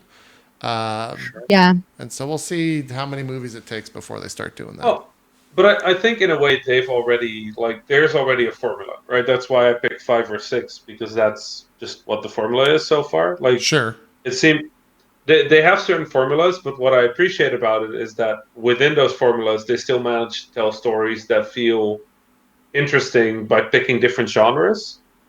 So I guess as long as they've got genres, they can make movies, right? Like you've got the body cop for Captain Marvel, you've got the sort of like political exotic intrigue with Black Panther, you've got a little bit like cerebral, a little bit like political. You've got the like comedy sort of like group comedy that you've got now with Guardians. You've got, I guess I don't know what Sam is going to be like if he ever gets a movie, because he needs to snap back at Tom Holland, because Tom Holland destroyed that guy. Yeah, like that's true. Did you see that? Was great. That was such a good moment. Yeah, that was a good press tour moment for sure. There's no Falcon. Yeah. No, but that's it. Like the way they've kept it fresh so far is by just trying new genres. So I'm kind of curious what's going to happen now. Do you think we see a horror genre, horror movie at all? I would love a hardcore. As someone who hates horror movies, I might make an exception if it's MCU. I'll see it once, then I'll never see it again. Go ahead, Rami. I don't know. I now have this weird recollection of a dream I once had where Happy got like violently murdered. That's weird. That'd be that's not very happy. Yeah, that wouldn't be a good horror movie. That was bad. Yeah. That was a bad dream. I think we'll eventually get one, but I feel like it'll be a long time in the future, because I think they would frankly speaking, like I feel like DC has made that a negative thing to try to do a dark version of anything. Right. And so Marvel has kind of classically been the opposite of that. Like Marvel's making comic book movies and DC's edgy, deep, dark. So I think they're probably going to stay away from it for a little while before they go that direction and try to show like that's a good point. The dark underbelly of some of this stuff. Deadpool horror movie. There you go. Not dark. Hey, that's another thing I didn't even think about. I want to see Deadpool in some actual MCU. Yeah. I want to see him just pop up. You know what? If anything could be the like, I saw a portal and stepped on through and now I'm in your world, Deadpool would be the film to do it. Yeah. Yeah. I don't think they'll ever do it though, because then you'd have to make like a very family friendly version of Deadpool. No way. You like Deadpool is its own thing, it exists in its, but there has to be a moment where they like jokingly explain it's no longer a Fox property, and they can be like, "Oh yeah, Multiverse. We went from Fox to Marvel," like something like that. Like literally, that's the went to a better universe. We're no longer Fox. Yeah. I don't know. I just don't see Disney doing that. Like they're dedicating a whole part of the park to this. Like they want this to be like kid friendly and gushy. I agree with you, but I also think Infinity War was kind of a fucked up movie if we're talking about like borderline R stuff, because they spent a long time in that movie just torturing people. Just like blatantly, the entire reason Nebula exists, we're just going to torture you. You're just going to be in a bunch of torture scenes. They still don't use any cuss words, yeah, and there's still no blood. You're right. Whereas Deadpool literally chops people's heads off. You're okay, but let's be a little fair. Like we literally saw a guy's throat get slashed in Endgame, and they somehow managed to keep it like that is true. No blood. That's true. Was it 13? Yeah. Like, no, there was definitely blood. I mean, it wasn't spraying blood, but like, if I had to fill that out in a PEGI ESRB thing for my video game, that would definitely get me kicked up to 16. Like, I don't know how his head what rolled. magic they did. That's true. These I literally, think like, that's the way they did the cut. Yeah, you just see the cut, and then he holds his hand in front of it, and then blood starts gushing. But it's like, that's like, if we're gonna see horror, that's the level they can do, because that's what they can get away with. But I watched that, and I'm like, that's borderline not whatever this age rating is anymore. Yeah, they had to push it for sure. I think I think Disney in general is testing the waters with stuff like Rogue One and seeing how it plays, and I feel like that's going to be the petri dish to determine whether or not we get like real X-Men type of stuff. What if we just got more Deadpool movies? That they didn't matter and they weren't associated and just existed. That'd be great. What if they just stop with the MCU and it's just the Deadpool universe now? That's it. That would be great. Just Deadpool. Everyone becomes a Deadpool character. Everyone is Deadpool. 22 Deadpool movies. Yeah. Everyone's a Deadpool. You're a Deadpool. I'm a Deadpool. We're all Deadpools. Yeah. I need to rewatch Deadpool 2. I've only seen it once. It was pretty good. Yeah. Pretty good. It wasn't bad. I don't know. I never really cared for Deadpool. Like, the movies are okay. I think I just don't like him as a character. And then, like, y'all had room for one Indian character in the entire fucking MCU, and he has to be a horrific stereotype, you know? Like, it's just like flashbacks, you know? Like, I'm never picky about that type of stuff. Like, I'm never picky about that type of stuff. But, like, it's been so long since I've seen that. Like, I'm always like, what are people complaining about? And he's like, oh, Mr. Pool. And I was like, oh, okay, cool. Sweet. Good job. Good writing. That's true. Good job. Y'all did it. As an Arab, I had the same thing. It's I was just kind of like, it was weird to me. I don't know. Iron Man 1, Arab was the bad guy. Iron Man 3, they pretended the Arab was the bad guy, but then wasn't an Arab and also wasn't the bad guy. And I'm like, well, I don't know if I feel better now that it's a beta switch. I just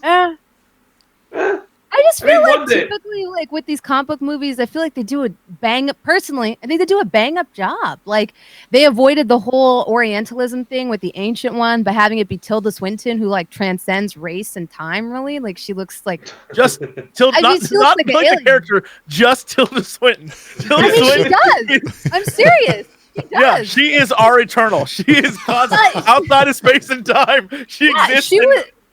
Yeah, she was like, it's like she came out. You know, want to know what comes out of the cocoon? JP, it's Tilda Swinton. Tilda Swinton just shows up. Yeah. Okay. Yeah.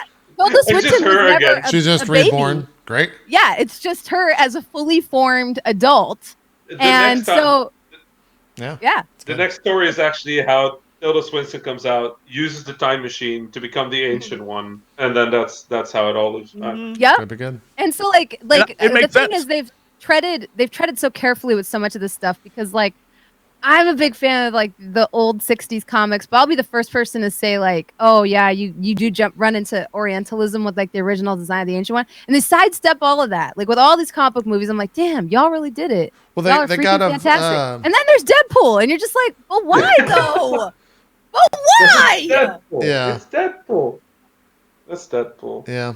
All right. Well, horror movie. Yes, I would love. You know what? Just do a Ronin horror movie. Just make Ronin the bad guy. I'm in. Bring back Blade. Blade. Blade would be fun. Yes. Blade, a horror with Blade. Oh my god. That would be so weird. Back Blade. Isn't Wesley Snipes in jail? Don't matter. You know what? Fuck it. Bring back Wesley Snipes as Blade. Bring back Wesley Snipes as Blade. Jesus Christ. Oh, he's out. He's out. All right. Oh, he's my out. God. What if we got Blade and Wesley Snipes and John Barenthal in the new Blade Punisher movie? Can I just get John Wick in the MCU? Yeah, then we'll get John Wick. Can we do that? Yeah. Can I get John Wick? If we're just Nick Cage as the villain of the next Blade movie as well. If we're gonna go crazy, go full crazy. Wait, do you mean Ghost Rider or do you just mean Nick Cage? Just Nick Cage is just Nick Cage plays himself as the villain in the next Blade movie. He wants to become a vampire so bad. That'd be good. Nick Cage is like, I will live forever, and he wants to become a vampire so bad he's the villain in the next movie. Wait, so the role of him is just trying to get Blade to bite him? That's all he's trying to do? Yeah. Just Blade, bite me! You fuck! That's the movie. And it's a horror film too, which makes it even better. Think about it. It'd be so good. It'd be so good. That's great. You're joking, Jesse, but I'm dead serious. I would love to see that movie. I would love to see Nick Cage be the horror villain trying to get like poor Blade just trying to live his life. He just got out of jail. He's trying to do his thing and he's like, bite me. He's like, no, dude, I'm not gonna bite you. He's like, bite me. Like just weird Nick Cage moments where he's like, bite me. Like, you know, that'd be amazing. Every time Blade tries to eat a sandwich, suddenly Nick Cage jumps his neck in front of there. He's like, That'd be the best movie. That'd be the best movie. We have to will this to exist. That's how it works. That's how it works. All right. Well, we've been going for almost 3 hours. Let's do some final thoughts on just the MCU as a whole thing, as a big thing. And then we'll do some shout outs. Jesse, we'll put you on the spot first while the other two can think of how they want to wrap up their Great. Yeah. their MCU talk. Final thoughts. It is a far from perfect cinematic universe. There's a lot to complain about over the years, but as a whole, it is a phenomenal thing they did. And it takes a lot of courage to have a buy-in to something as producers and just like directors and everyone involved from the top down to buy into a thing. Like doing a trilogy takes a lot of like, all right, we gotta be in this for 3 movies. Doing 22 films that have a payoff at the end, that's huge. And I think it really only comics can do something like that, because they like have all that built-in lore and that built-in story, and it takes a lot of people that love the work they're doing. And so yeah, I think all the producers at the top and everyone involved from the beginning, like, hats off to them for taking a chance and going full crazy by the end of it. I think that's what really counts. Is at the beginning they were like, Iron Man, that's fun, and now they're just like, and there's time travel and space demons and like weird ass alternate realities and parallel universes, and we're gonna show that on film. And comic fans have been fans of this shit for years, and now we're gonna give it to everybody else. I think that's huge. So hats off. Yeah. May 6th, 2019, the day that the multiverse was revealed. We'll always remember it. Yeah. When Nick Fury let everyone in, that the multiverse was real. Rami, some final thoughts on the MCU. I'm still a little out of words about the whole thing. Like Endgame for me was a huge deal, to the point where I wasn't on Twitter for a week, which I think should say enough for anybody that follows me on Twitter. Like, this is a decade plus of storytelling, and I know there's stories that have been told over that period of time, and I know that the number of time doesn't really, but like the tapestry that was created here is unlike anything, and the payoff, like they say, like you can do as a gymnast, you can do whatever jump you want as long as you stick the landing. They did a super complicated jump, and they fucking stuck the landing with like explosions in the background and fireworks and like all the like. This is a once in a lifetime thing, and you know what? If this happens once in my life, I'm super happy that this was it. Like, this was awesome. Yeah, that is true. That is true. Bronze, some final thoughts.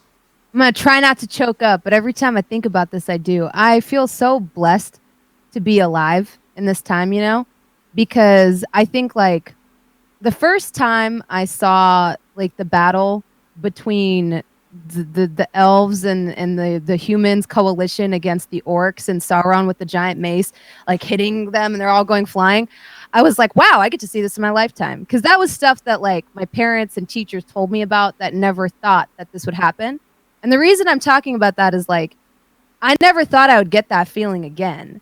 And somehow it happened twice in my lifetime. Like, and that is so freaking crazy to me because when they announced the Iron Man movie, I remember being like, he's not even the most popular Avenger. Like, clearly Hulk is. Because at the time, he was. Like, Hulk was by far the most popular Avenger. That was the one everybody knew. And in over the 10 years that, this stuff has unfolded, I was like 18, moving out of my parents when the first one came out. I grew up with the privilege of having Robert Downey Jr. as my Tony Stark. And I've never seen somebody connect with that character, like in the way that Robert Downey Jr. as an actor connected with Tony Stark. He was like the underdog. He was just getting back into the game. And Tony Stark's character is an alcoholic who's getting back into the game, and reading those comics and then going into those movies and seeing him portray that with that like authenticity and sincerity. We're never going to get that again. And I just feel so blessed that I got to live through this. Like, the fact that Thanos looks as good as he does, or Ebony Maw, that these creatures are made completely out of CGI. When I was a kid, and you told me when I was watching the 90s X-Men that I would be able to see something like that on camera, that they would ever spend that amount of money on a comic book, I would have laughed in your face, because to me, Batman Beyond was the coolest we were ever going to get, and that was just it. And to see it done and see it done so well, thank you. Thank you, Marvel. Thank you, Disney. And it's been a wonderful, like, I'm happy that I got to grow up with this. Like, I got to see our mythology brought to life, and you don't often get to see that. It's kind of amazing. Yeah, it's a good way to put it, for sure. Well, that was the Fandom MCU. We'll do this again in 10 years, another 22 movies. Oh my God. If we're lucky. If we're lucky. Do you think it just ever, does this ever stop? Is there a way that this I guess would as just... long as if technology were to stagnate, then I guess. When is Disney like, all right, those Marvel movies are not doing it anymore?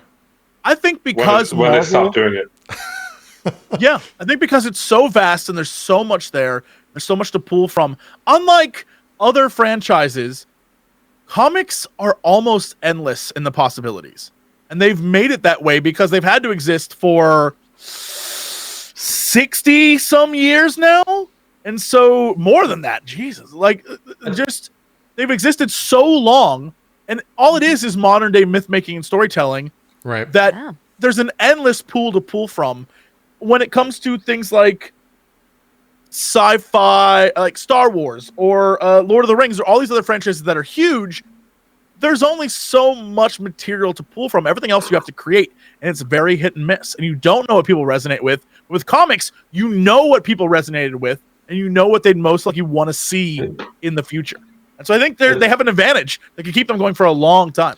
Yeah. I think that is another reason why Endgame felt so important to me. Like, if they fuck it up now, I don't care. We got it. We got what we wanted. We did this. We have it. It's proven. Like, you can do real good ass comic book movies, but not real good ass comic book Legos. But like, you can do the blueprint is there. Yeah. Yeah, you can do this, and they did it, and it's in my past, and it's in my heart, and it's in my memory. Like, the Endgame is important because it ended, right? Like, this. If Spider-Man, if Far From Home is bullshit, like, whatever, fuck it, I don't care. Yeah, like, this was great. Absolutely, this is great. I'm happy. Done. Perfect. And yeah, let's build it up. Let's try it again. I'll watch him give it a second go. But if this is all shit. Still it's awesome. like we already played the game of Jenga, the tower collapsed, and we're like, oh, what a fun game of Jenga. Let's play again. But if it doesn't... Yeah. Yep. That's a good way to think about it. Yeah. All right, let's do some shout-outs. Jesse, we'll have you go first. Once again, do some shout-outs. Oh, man, look at me, leading the way. I'm like Iron Man. Hi, everyone. All my stuff is on the side there. If you want to watch me do crazy, wacky things, that's what I do. I was today at some point going to make a Game of Thrones video. I may do that. Have to do that later tonight. I got a theory, y'all. I got a crazy theory. It's going to make me. It's been on my mind all day. But more importantly, is sometime after this, I'm going to check out the game Lorelei, which is by the same people who made Cat Lady, which is a weird, bizarre horror game.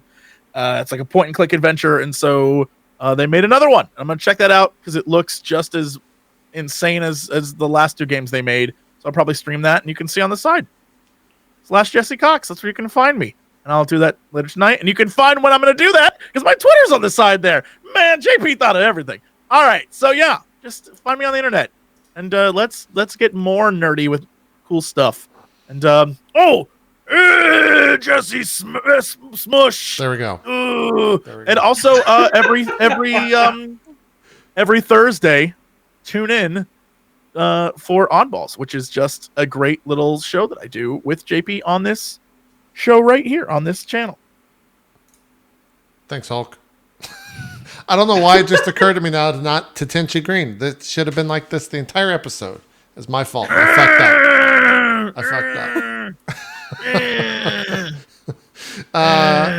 Call me ScarJo.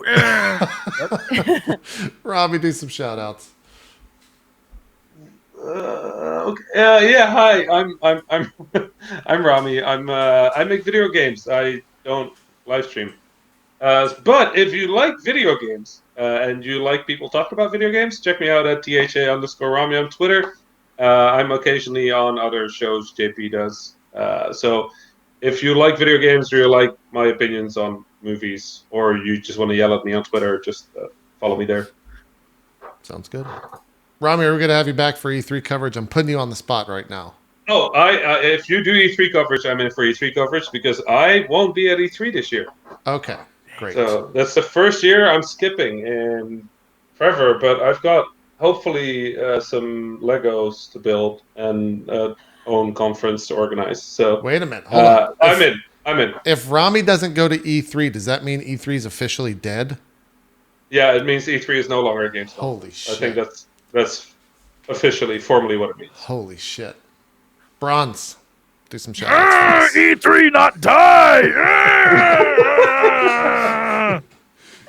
Hi, hello. I'm ThatBronzeGirl. I'm an early morning variety caster. I also do a lot of other stuff. I do a lot of talk shows. I have a podcast with In Control TV on his channel every Tuesday. We talk about life and everything in general. So if you're into that type of stuff, come through.